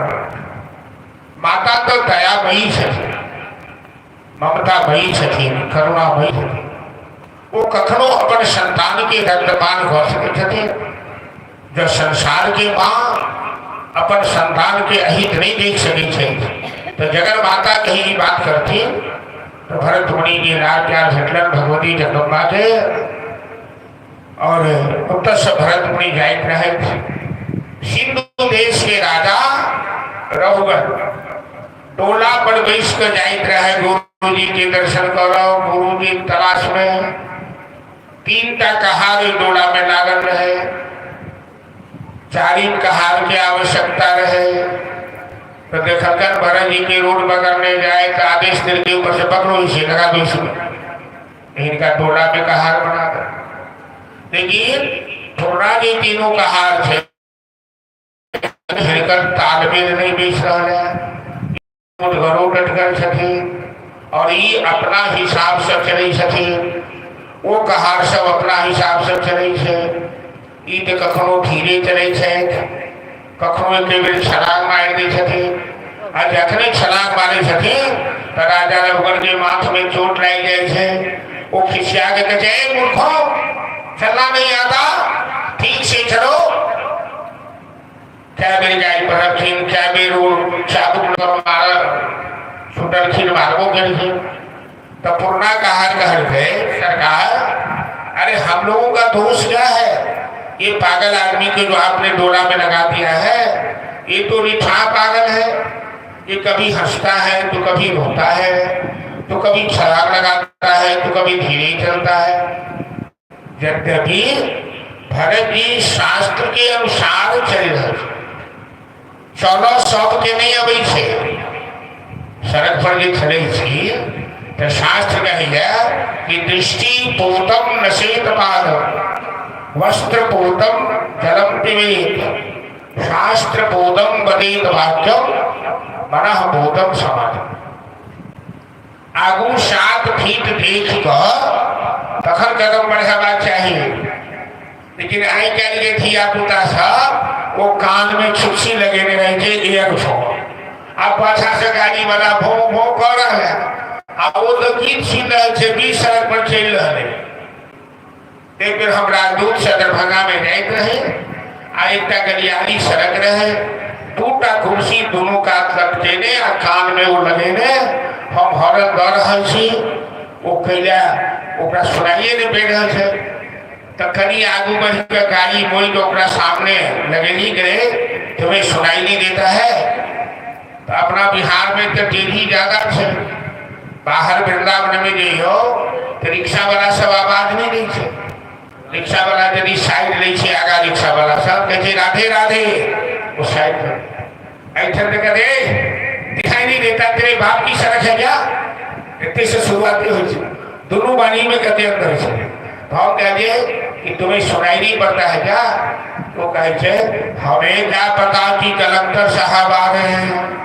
मतलब वो सड़क नहीं छोड़ करके कलेक्टर साहब आएंगे तो सड़क छोड़ेंगे, अपना उठे चौड़ा नहीं सबके हुए। तो भरत मुनि तो चाल शास्त्र के मुताबिक चलती। जब रघुगन बार बार गाड़ी पड़े थे तब भरत जी मौन व्रत हो रहे थे, बजे नहीं चलते। तो जीवन में ज्यादा बजना ही बढ़िया बात नहीं थी, आवश्यकता अनुसार बात हो और बात के तौड़ी के बारे वो बातुनी की तरह बातुर भूत विवश मतवारे, तीन ही बोल ही वचन समारे।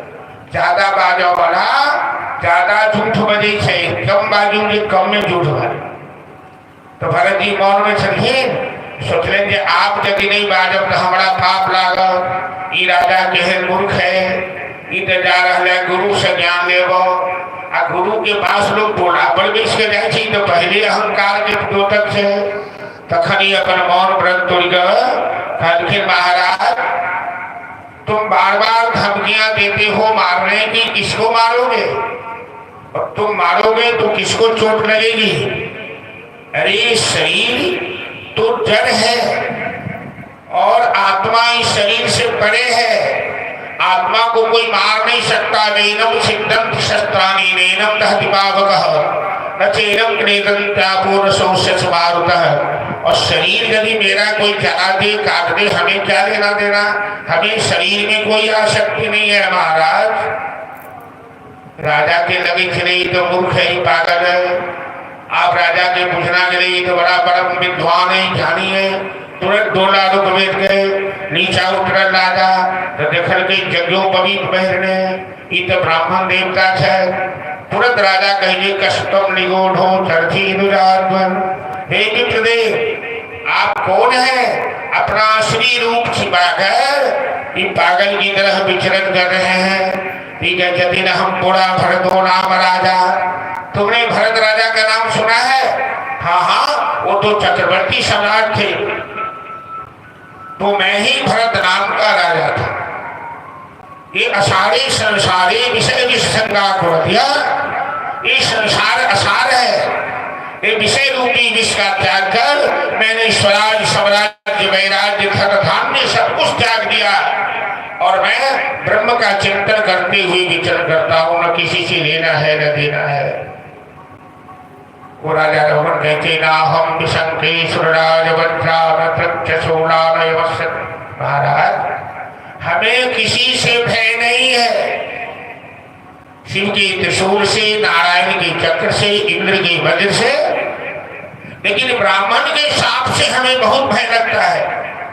मैंने अनजाने में आपका अपराध किया है, हे इंद्रदेव हमें शाप मत दीजिएगा, मैं तो अज्ञानी हूं। पैर पर खिस पड़ के रहो।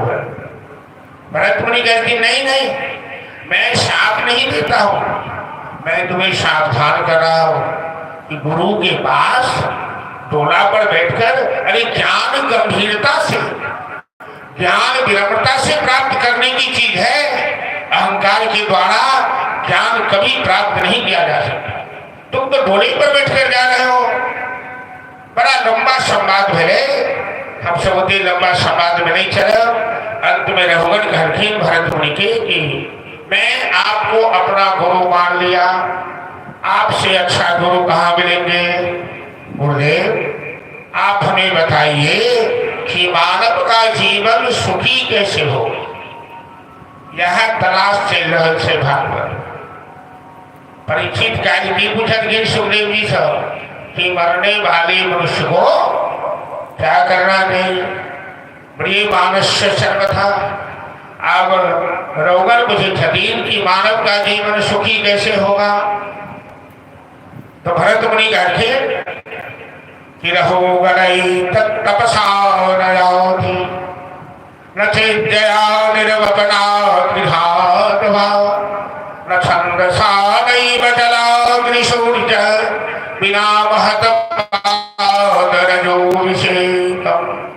हे महाराज, मानव का जीवन न जग से, न तप से, न व्रत से, न दान से, न काव्य शास्त्र छंद पढ़ने से, न सूर्य चंद्र अग्नि की पूजा करने से किसी तरह मानव का जीवन सुखी नहीं हो सकता है, जब तक संत की शरणागति नहीं हो। कति एक सुंदर बात भरत जी के रक्षी राजा रघुवर के, बिना महत बाग रजोषी, बिना संत की शरणागति हुए जीव का कल्याण संभव नहीं है। संत दरस जीव पातक धरे, क्योंकि जब श्लोक गुणानुवाद प्रस्तूयते ग्राम्य कथा विघातः निषेध्य मानो मुद्रम मोक्षी यति यतिम गच्छति वासुदेव। क्योंकि संत भगवान जहां भी रहते हैं तो ग्राम्य कथा की टोली बनाकर गांव-गांव में घूमकर भक्ति का प्रचार करते हैं, भगवान की लीला का प्रचार करते हैं, भगवान के नाम का गुणानुवाद करते हैं कि मुद मंगल में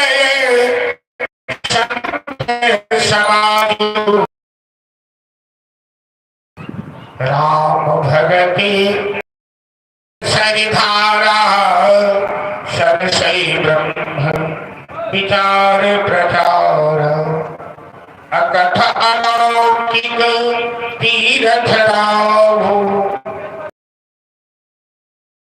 प्रभाव। संत भगवान जहाँ भी रहते हैं भगवान की लीला का गुणानुवाद करके जीव का कल्याण करते। भरत मुनि कहते थे महाराज रघुवर, बिना दृष्टांत से सिद्धांत नहीं बनता है।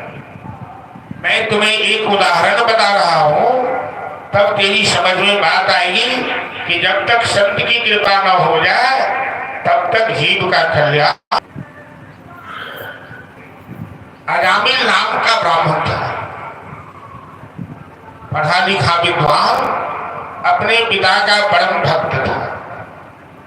एक दिन अजामिल अपने पिता की पूजा के लिए जंगल से फूल बेलपत्र समिधा लेने गया।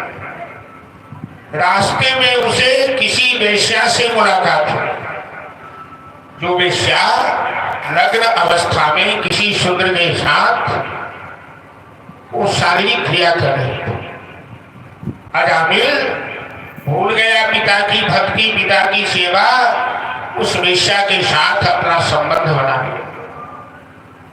बाद में अजामिल उस वेश्या से विवाह कर लिया, उसे पत्नी बनाकर अपने घर ले आए और धीरे धीरे उसके पिता का स्वर्गवास हो गया। 9 बच्चे अजामिल को उस वेश्या से हुए, लड़के हुए। अजामिल की पैतृक संपत्ति नष्ट हो गई तो डकैती करना शुरू किया, जुआ खेलना शुरू किया, मदिरा तो पीता ही था। अजामिल अपने इलाके का मशहूर डाकू हो गया। एक दिन उस गांव से, अजामिल के गांव से संत भगवान की टोली जा रही थी। शाम हो गई तो संतों ने बच्चों से पूछा कि भाई इस गांव में कोई वैष्णव परिवार है, हम रात्रि विश्राम करना चाहते हैं। बच्चों ने संत भगवान से मजाक कर दिया और अजामिल के घर संतों को भेज दिया। जब तक अजामिल वैष्णव नहीं, वो डाकू है। ये सभी संत बच्चों की बात मानकर अजामिल के घर चले गए। अजामिल तो घर पर था नहीं, वो तो डकैती करने गया था। संतों ने आवाज लगाई, शिव तारा शिव तारा। अजामिल की पत्नी घर से बाहर निकली, क्या बात है बाबा? अरे अजामिल का घर यही है। हाँ हाँ, हम लोग रात्रि विश्राम करना चाहते हैं। सवेरे चले गए। अजामिल की पत्नी ने कहा कोई बात नहीं, आप विश्राम कीजिए, जो हमसे बनेगा हम सेवा करेंगे। संतों ने अपना आसन लगा दिया, भजन करना शुरू किया। रात्रि में भोजन विश्राम भी हुआ, लेकिन मध्य रात्रि जब हुई तो अजामिल डकैती करके लौटा। संतों ने देखा अजामिल को, ऐसी तो भयंकर होता है। संत ये कोई वैष्णव नहीं है, ये तो कोई डाकू है। अब तो इसका अन्न खा लिया है और हमें पाप लगेगा यदि इसका उद्धार नहीं करेंगे तो। क्योंकि अन्न सोच समझ के खाना चाहिए। जहां तहां जीवा लोलुपता के कारण अन्न ग्रहण नहीं करना चाहिए। अन्न से मन का निर्माण होता है। आप यदि बुरे आदमी का अन्न खाएंगे, बुरी कमाई का अन्न खाएंगे तो आपका विचार भी बुरा हो जाएगा, आपकी बुद्धि भी बदल जाएगी। एक बार चित्रकूट में एक महात्मा जी रह गया तो चेला ने निमंत्रण दिया। अब कुछ ही तो चेला निमंत्रण दे के गुरु जी के भोजन के लिए। जब तक महात्मा जी का तो भोजन कर नहीं जाए सके, लेकिन चेला जिद को तो देखे भोजन को देखे। तो महात्मा जी की पूजा पर बेसरा वाला जबल है, तो महात्मा जी के ध्यान केंद्रित नहीं हो पा रहे। तो वैसे छठीन आंख बंद करी छठीन 18 साल की युवती कनई तो उनका सामने ठाड़ हो गई। महात्मा जी के आंख खुल गए, पूरा स्नान करे, कपड़ा बदल ले, फिर विशेष पूजा पर देखने आंख बंद करे कि फिर वो लड़की कनई ठाड़ हो गए। 2-3 बेर क्रम चल गए। महात्मा जी बुझ गए, वो तुरंत अपना चेला के पास ले गए करके रहे, तुम बताओ कि तुमने हमें निमंत्रण क्यों दिया, तो हमें भोजन क्यों करवाया? मैं तुम्हारा गुरु हूं, तू मेरा शिष्य है, सही सही बात हमें बता दो, वरना मैं तुम्हें साथ दे दूंगा। तुमने कहां से क्या खिलाया हमें पापी कहेगा? मेरी तपस्या को नष्ट कर दिया। तो गुरु जी साफ कर देता तो पैर पर खिंच करता जी, मैंने एक 18 साल की लड़की को बेचा, इसी के हाथ से सब रह गया और प्रायश्चित के लिए आपको निमंत्रण खिलाया। नहीं अभागा, कि मेरी गलती है कि तुम्हारे जैसे शिष्य को मैंने भिक्षा दी, तुम तो गुरु को भी ले दूंगा, पापी कहेगा। फिर महात्मा जी 10,000 गायत्री मंत्र की जाप करे, तो अन्न के प्रभाव जो उनका ऊपर है, वो लड़की जाकर में जहीना खरीद रहे विदेशी के पास उनका बीच देखने किनारे वह दृश्य उनका सामने उपस्थित हुआ। तो अन्न सोच समझ के क्षमा है। आइए संत भगवान के मिलन की हम सब तो डाकू के खा लेना, डकैती का कर भैया आप यदि एक उधार नहीं कर दे तो हमारा सबके नरक वास हो जाए। तो प्रातः काल सब संत भगवान बढ़िया बिस्तर समटल रखी और अजामिल के बजे। लेकिन अजामिल, तुमने हम लोगों की सेवा की, भोजन कराया, बड़ी खुशी की। अब हम लोग जा रहे हैं, जाते समय कुछ दक्षिणा नहीं दोगे? अजामिल जोर से हंसने लगे। अजामिल कह रहे, बाबा ये कोई धर्मशाला नहीं है, ये अजामिल का घर है और मैं इस इलाके का मशहूर डाकू हूँ। अभी तक आपका बुढ़िया बिस्तर कमंडल नहीं छीन लिया, यही मेरी दक्षिणा है, जाइए जाइए। लेकिन संत भगवान जो सच्चे संत होते हैं, बुंद अघात सही गिरी कैसे, हल्के वचन संत सहज। संत कभी घबराते नहीं हैं। संत भगवान हंसने लगे, कहने लगे, अजामिल हम तुमसे दक्षिणा में रुपया पैसा नहीं मांगते, तो तुम्हारी पत्नी गर्भवती है और लड़का जन्म लेने वाला है। अरे आप कैसे बता सकते हैं लड़का होगा या लड़की? अरे संत की वाणी पर विश्वास रखो, लड़का ही होगा।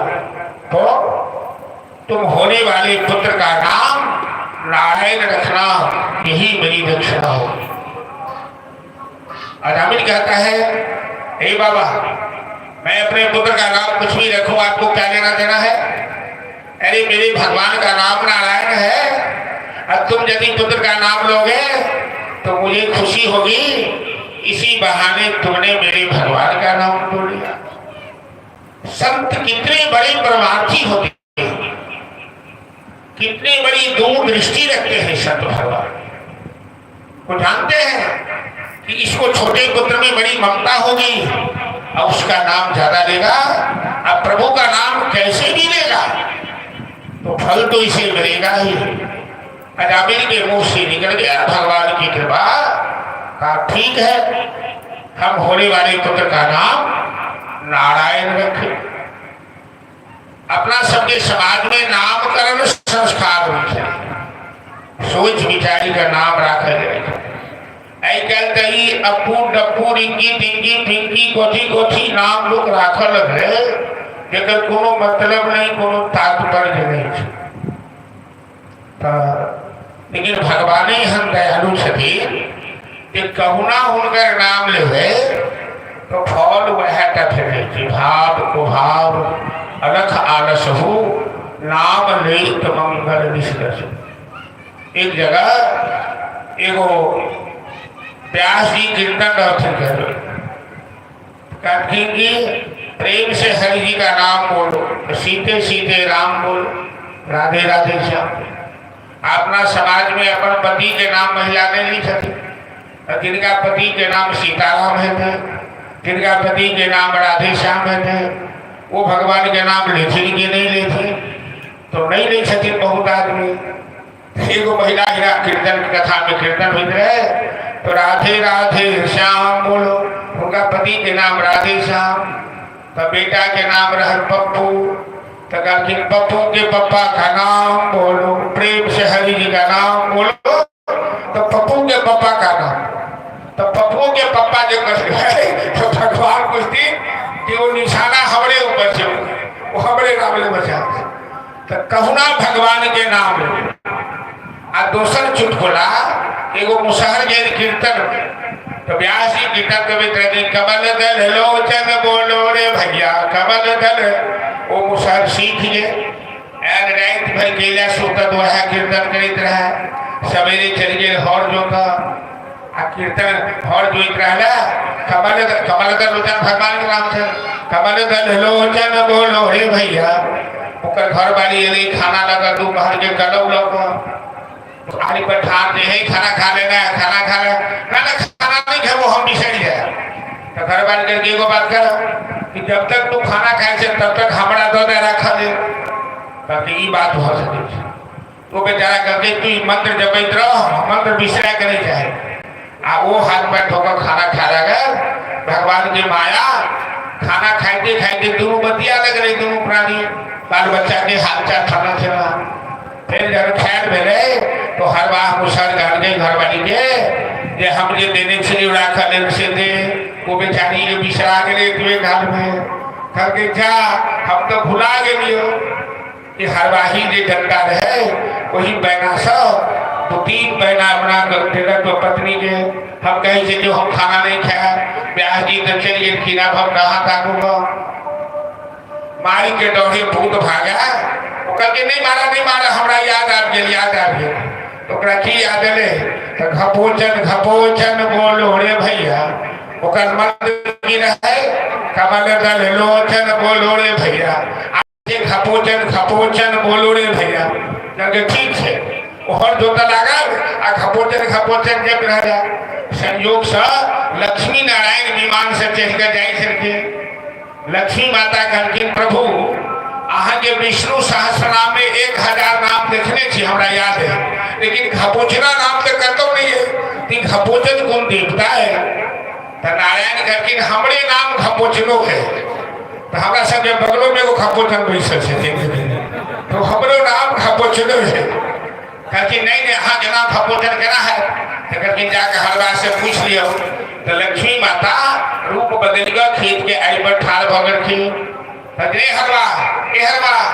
तू केकर नाम ला रहल छ हर बाबा सोच रहा कि एक बेर तक घरवाली के चक्कर में पड़नू तो बिसरा गए अभी फिर कत से आबि गए तब जवाब नहीं है तो लक्ष्मी माता के रे हलवा बहिन से सुनाई नहीं पड़ी छ केकर नाम ले छ तो खिसिया के कहते जाकर तोरे फतार के नाम ले छ तो बस लक्ष्मी माता चलिए ले नारायण पूछे की वे तो ठीक है हरि के नाम रख दोसर के नाम मतलब भगवान के भावना करे जब उल्टो पुल्टो नाम जपे तो भगवान हुआ है संत भगवान अजामिल के मंत्र दो देते अब अजामिल के 12 साल पहले मृत्यु आई पापी आदमी के आयु छीन भ जाए अजामिल के आयु छीन भ गए वो बिस्तर पर मरण से या पर पड़े ओकरा ले वाले जमदूत आबि गए तो जमदूत के मरऽ वाला आदमी के तो भगवान दिव्य दृष्टि दो दे छथिन दिखाई पड़े छी कि हमरा सामने के ठाड़ है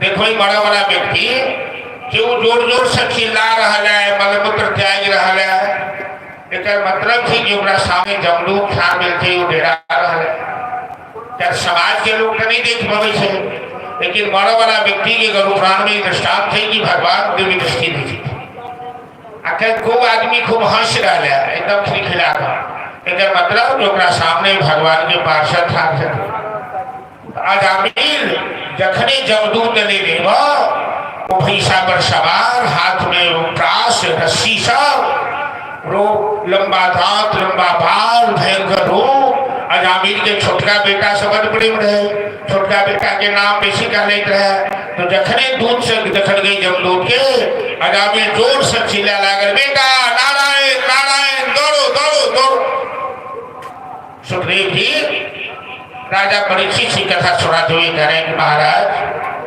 अपना पुत्र तो अजामिल का नहीं सुनवाया क्योंकि बच्चों के साथ खेल रहा था लेकिन असली नारायण के काम तक आवाज चली गई और नारायण ने तुरंत अजामिल की रक्षा हेतु अपने पार्षदों को भेजा अब भगवान के पार्षद भी वहां आ गए जमदूत पहले से वहां उपस्थित है भगवान के पार्षद ने जमदूत से पूछा कि तुम लोग कौन हो तो जमदूत कहता है कि हम धर्मराज के दूत हैं ये अजामिल बड़ा पापी है नरक लोग ले जाएंगे इसे दंड देंगे इसे दंडित करेंगे तो भगवान के पार्षद पूछलखिन कि यूजम वही धर्मराजस्य यदि निर्देशकारिण भूत धर्मस्य नस्तत्वम यस्य धर्मस्य लक्षणम तुम लोग यदि धर्मराज के दूत हो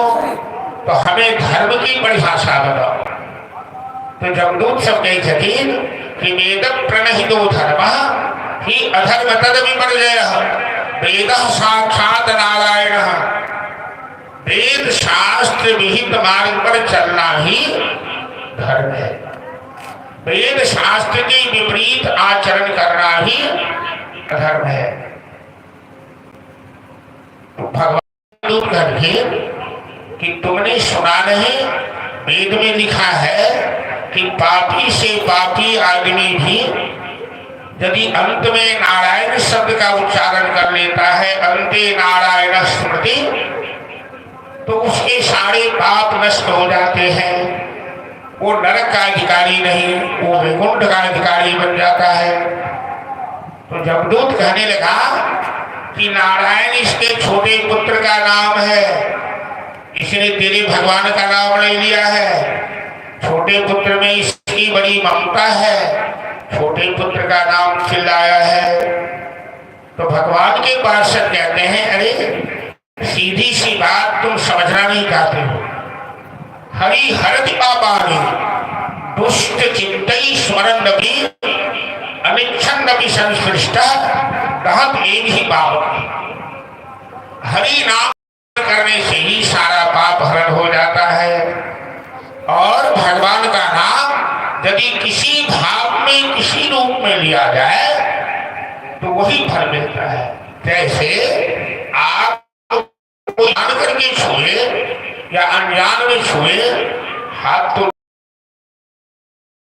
संतृष्टा न चाह कर भी अग्नि छूने से कहते ही पाप कह अग्नि जला देती है। इसी तरह भगवान का नाम भाव कुभाव अनथ आरस हो, नाम लेत मंगल दिशि दस। अजामिल के सारे पाप नष्ट हो गए। अब ये नरक नहीं, ये वैकुंठ का अधिकारी हो। तुम लोग यहाँ से चले जाओ। जमदूत सब उठन से भागे। अजामिल नारायण के दूत के चरण पकड़ चाहत, नारायण के दूतों अंतर ध्यान बगल थे। अजामिल के तो 12 साल खनायु बाकी थे, वो होश में आएंगे। मरण सैया पर जे पड़ल है से उठ कर बैठे। अब पहले अजामिल जी भरी का कान आंसू बहे कि हे परमात्मा, तुमने कृपा करके हमें मनुष्य जोड़ी प्रदान किया। मनुष्य जोड़ी में भी ब्राह्मण वंश में जन्म दिया। भारतवर्ष जैसे देश में गायत्री देवा के लिए धन्यास्तुते भारत भूमि। भारतवर्ष में जन्म लेने के लिए देवता भी लालायित रहते हैं। और ऐसे देश में हमें जन्म दिया। मैं कैसा भागा हूँ कि अपना धर्म त्याग कर मैं डकैत बन गया, मैं जुआरी बन गया, मैं शराबी बन गया। सब धन्य है संत भगवान जो एक शाम की रोटी खाकर और मेरे पुत्र का नाम नारायण रखवाया। तो आज मैं जमराज की कोड़े खाने से बच गया। यदि मेरे पुत्र का नाम नारायण नहीं होता और मैं नारायण नारायण नहीं खिलाया होता तो आज ये जमदूत हमें घसीट कर बेतरनी में ले जाते, नरक में ले जाते। धन्य है संत भगवान। अजामिल अपने पुत्र के ऊपर गृहस्थी का भार सौंप दिया। 12 साल आयु शेष है। हरिद्वार में जाकर अजामिल ने साधना की और अजामिल के लिए विमान आया। अजामिल परम गति प्राप्त कर लिया। उसके सारे पापों का प्रायश्चित हो। इसीलिए राजा रघुवन को भरत मुनि उपदेश दे रहे। संत भगवान की यदि कृपा हो जाए तो पापी से पापी का भी उद्धार हो जाए। कल हम महासव ने बतेर रही कि रत्नाकर डाकू वाल्मीकि बल सरे पाए न कहीं गति पतित पावन राम भज सुन सठवना गणिका अगामिल गीत खस सपटाद बहुतारे घना किरात हो नंद्र बुलिंद बुलकसा आगीर गंगा जबड़ा खसा। भगवान की शरणागति हो जाने से, भगवान नाम का आश्रय ले लेने से ऐसा कौन पापी है, ऐसे पापी में वो सामर्थ्य नहीं इतना पाप कर सके जितने भगवान के नाम में पाप मिटाने की शक्ति है। भगवान के नाम में पाप मिटाने की जितनी सामर्थ्य है, मनुष्य में पाप करने की उतनी सामर्थ्य नहीं है। इसीलिए सज्जनों, भक्तों, हम सब आदमी सागरा करें। हमारा बैठते बैठते कथनों हिंदी के टोन बजा लगे है। क्या तो बाहर बचपन से रहल छियै, हिंदी में भी हम कथा कहै छियै। तो भगवान के नाम की महिमा है कि हुनकर नाम लेला से जिंदगी भर के जन्म जन्मांतर के पाप कट जाए छे। और अजामिल उपाख्यान के माध्यम से संत की महिमा के ऊपर प्रकाश कर रही है। अजामिल शब्द के अर्थ पर विचार करो। अजा मतलब माया। माया अजा मतलब ये कहियो जन्म नहीं लेते, माया कहियो जन्म नहीं ली थी, माया भगवान की शक्ति है। एहन जीव जे भगवान के विषय के रहे तीन माया में हाय हाय कर रहा है, एहन जीव के नाम अजामिल है। और अजामिलो सन के जीव के ऊपर यदि संत की कृपा दृष्टि पड़ जाए है तो उनका उद्धार हो जाए। तो संतन के संग लागने तेरी बिगड़ी बनेगी। कबीर बाबा की भक्ति है कि कागा से तो है हंस बनाए रामचरण अनुराग रे, तेरी बिगड़ी बनेगी संतन की संग लाग रे, तेरी बिगड़ी बनेगी। कहत कबीर सुनो भाई साधु रामचरण अनुराग रे। तो संतों के साथ बैठिए, संतों के साथ सत्संग कीजिए, आपकी बिगड़ी बन जाएगी, आपका जीवन सुधर जाएगा, आप कौवा से हंस बन सकते हैं यदि संत भगवान चाह ले तो। अजामिल जैसे पापी का भी उद्धार कर सकते हैं। संतों की बड़ी महिमा है। भगवान कहते हैं कि मेरा मिलना तो कठिन है लेकिन संत का, मेरा मिलना आसान है लेकिन संत का मिलना बड़ा कठिन है। एक तरह से सुग्रीव जी राजा परीक्षित के राजा रघुवर और भरत मुनि भरतोपाख्यान के माध्यम से अजामिल के दृष्टांत सुनौखी। चलिए हम सब भक्त प्रहलाद की कथा कही को फिर एक कथा के ही विश्राम दे पुनः कार्य हम सब चलो भगवान के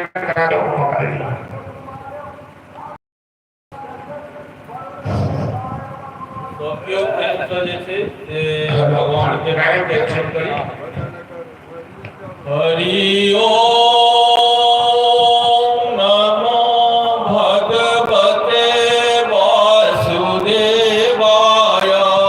हरि ओम नमो भगवते वासुदेवाय।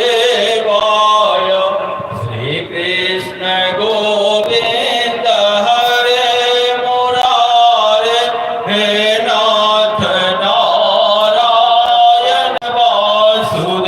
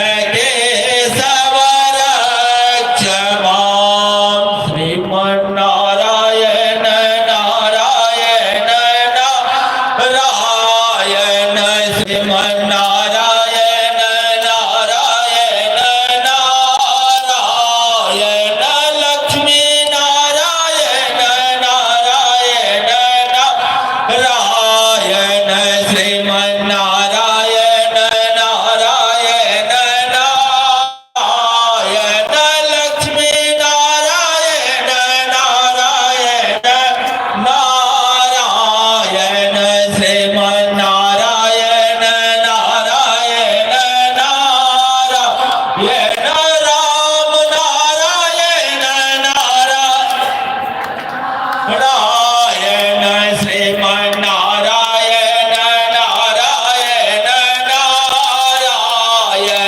श्रीमन्नारायण नारायण नारायण लक्ष्मी नारायण नारायण नारायण कृष्ण नारायण नारायण नारायण श्रीमन्नारायण नारायण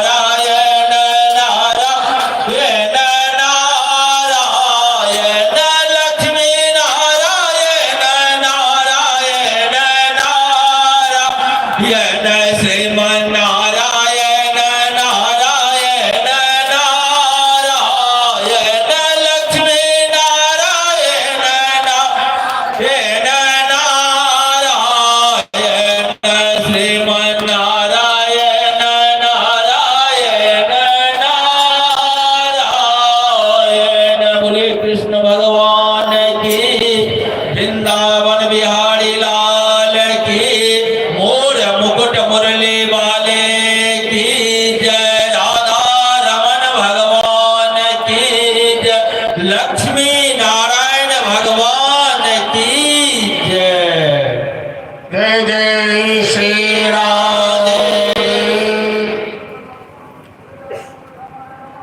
क्या हाथ उठावा में बड़ा लाज लगिया सबने। भगवान के नाम में यदि हाथ उठावा के कहल जाए की है। देख भाई पुलिस सब यदि केकरो अपराधी के पछा करे है और यदि अहाँ के ऊपर शूटिंग वारंट है पुलिस पूछा कर रहा है जो हाँ हैंडसअप भरियो हाथ उठा दियो तो पुलिस यहाँ पर गोली नहीं चला सकती। दोनों हाथ उठाकर भगवान के सामने अपने आप की सरेंडर करोगे। अपराधी तो संसार में 100 है, हम 100 अपराध करे तो उनका सामने व्यास मंत्र माफ कर दी जयकारा में हम कहल जाए तो हाथ उठाकर जयकारा लगवा चाहिए। जय जय श्री राधे श्याम। एक कथा क्या सुनाने रही कि ब्रह्मा जी की सृष्टि रचना शुरू कर थे तो उनका नाक से बारह भगवान प्रकट भर थे। हिरण्याक्ष पृथ्वी के समुद्र में डूबने गए और भगवान बारह रूप धारण कर हिरण्याक्ष के उद्धार करके तो हिरण्याक्ष के बड़का भाई हिरण्यकश्यप अपना भाई के मृत्यु सत्य निबड़ा गए और हिरण्यकश्यप बड़ा बलवान थे, नम्हर थे, बहुत बड़ा सम्राट थे। उनकर पत्नी के नाम थी कयाधु, मैं दानव की कन्या थी, बड़ी पतिव्रता नारी थी। तो हिरण्यकश्यप करके अपना पत्नी के कि हम जा रहे थी तपस्या कर अहाँ ठीक से रहो। तो पत्नी बिखर गई कि अहाँ के भगवान सब चीज देने थी तो तपस्या करे के कौन जरूरी है। हिरण्यकश्यप कहके हमरा नारायण से बदला लेवा के हमारे भाई के मार देना क्या वो माया भी तो हम शक्ति प्राप्त कर नारायण के पराजित करो। कयाधु कहलखिन कि नारायण के क्यों पराजित कर सकी छे कि तो अनादिराज गोविंद छथिन। तैयो नहीं मानल के चलिए मंदराचल पर्वत पर तपस्या करो।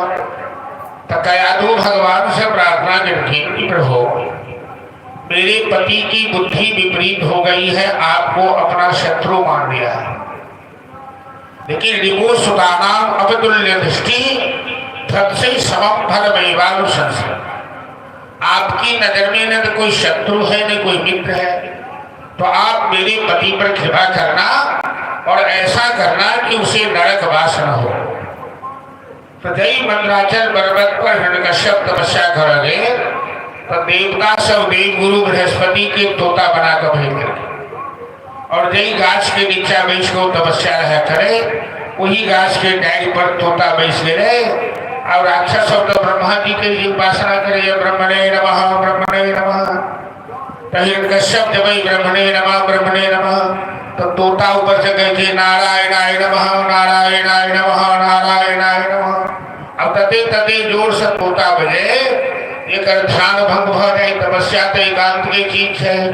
ये 2 बेर 3 बेर आसन बदलला के स्नान केलक तपस्या ले सर एक ध्यान एकाग्र नहीं भेले। अंत में सोचल कि हमारी यात्रा ठीक नहीं, तो साँझ में घुड़ी का घर चलिए।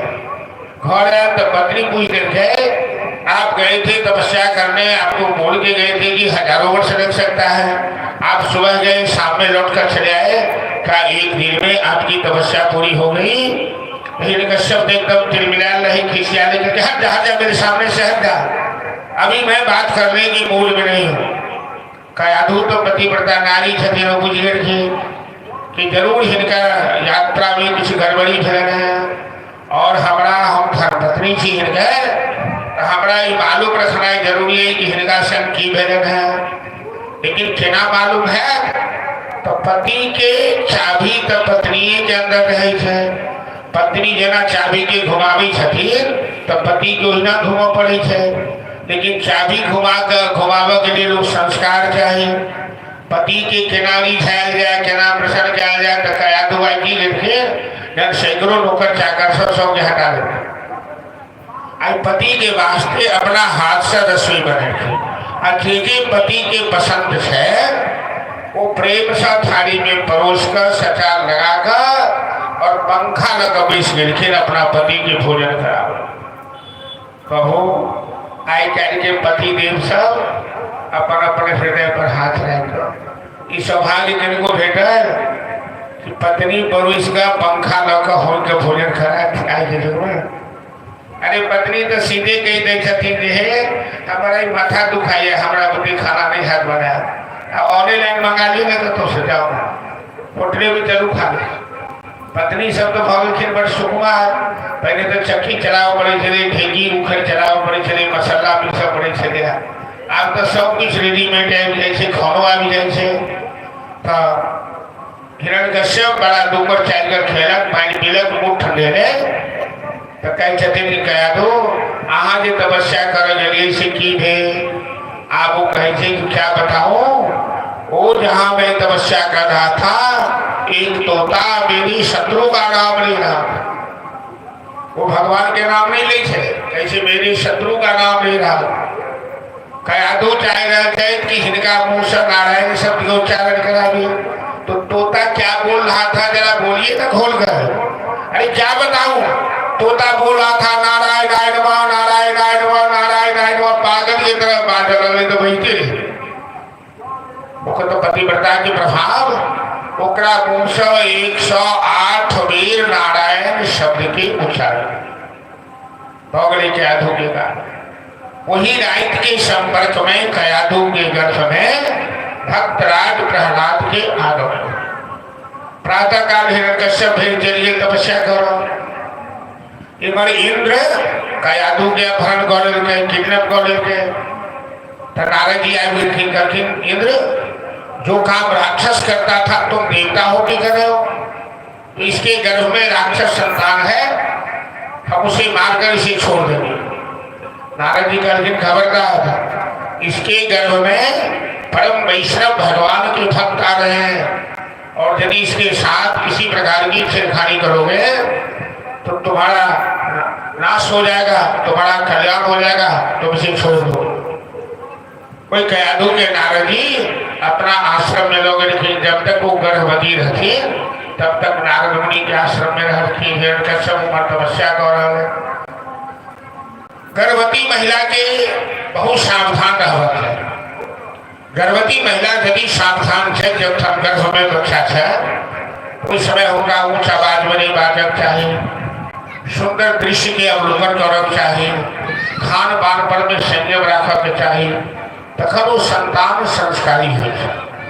तो कयाधु नारद मुनि के आश्रम में रहती तो हमेशा वेद वेदांत गीता शास्त्र की चर्चा हो रहे थे, संत महात्मा सब रहे थे। तो प्रहलाद जी मैं के गर्भे में प्रहलाद के कयाधु जी करती उस सबका प्रहलाद के ज्ञान प्राप्त हो गए वेद शास्त्र में। हिरण्यकश्यप की तपस्या पूरा करे। अब ब्रह्मा जी से वरदान मांगा बदमाशी से बदनाम मिला कि दिन में नहीं मरी, रात में नहीं मरी, घर में नहीं मरी, बाहर में नहीं मरी, धरती पर नहीं मरी, आकाश में नहीं मरी, आदमी से नहीं मरी, पशु से नहीं मरी, अस्त्र से नहीं मरी, शस्त्र से नहीं मरी। सबका वरदान ब्रह्मा जी दौलत तथास्तु। वो लौट गया, वो नारद मुनि के आश्रम से कैदू के लगे। अब हिरण्यकश्यप की सब शक्ति भेज गए। देखियो, विद्या विवादाय धर्म मदाय शक्ति परेशान बड़वीरनाय खलस्य एतद् विपरीत बुद्धि ज्ञानाय दानाय दर्शनाय। यदि सज्जन व्यक्ति की विद्या भेज गया तो विद्या दान करेगा। सज्जन व्यक्ति के यदि धन भेज गया तो गरीब की सहायता करो, संत सेवा करो। और यदि ओकरा बल भेज गया तो दुर्बल की रक्षा करो। यह तीनों चीज यदि दुर्जन के प्राप्त हो जाए, दुर्जन की विद्या भेज जाए तो विद्या से विवाद कर लागत, धन से गरीब की शोषण कर लागत, आ बल से दुर्बल के सताव लागत। हिरण्यकश्यप तो दुर्जन है, ओकरा विद्या बल सब कुछ भेट गए, तीनों लोक में आतंक फैला देंगे। इतने तक कि सब देवता सब के माई के भगाकर पाताल धरती स्वर्ग तीनों के आधिपत्य प्राप्त हो गए और कह लगे मैं स्वयं नारायण हूँ, मैं जगदीश हूँ, मेरे अलावा कोई, मेरे राज में न कोई यज्ञ कर सकता है, न कोई पूजा कर सकता है, न ही भगवान का नाम ले सकता है। मेरा नाम जपो हिरण्यकश्यप जपो, हिरण्याकुश जपो। प्रहलाद जी हिरण्यकश्यप के 4 बालक थे, जिनमें सबसे छोट बालक के नाम थे प्रहलाद। प्रहलाद जी 6 साल के थे। एक दिन प्रहलाद पाठशाला से पढ़ के लिखी तो हिरण्यकश्यप बड़ा प्रेम से प्रहलाद की गोद में उठाकर कहते बेटा आज पाठशाला में तुम जो उत्तम पाठ प्राप्त किए हमें सुनाओ।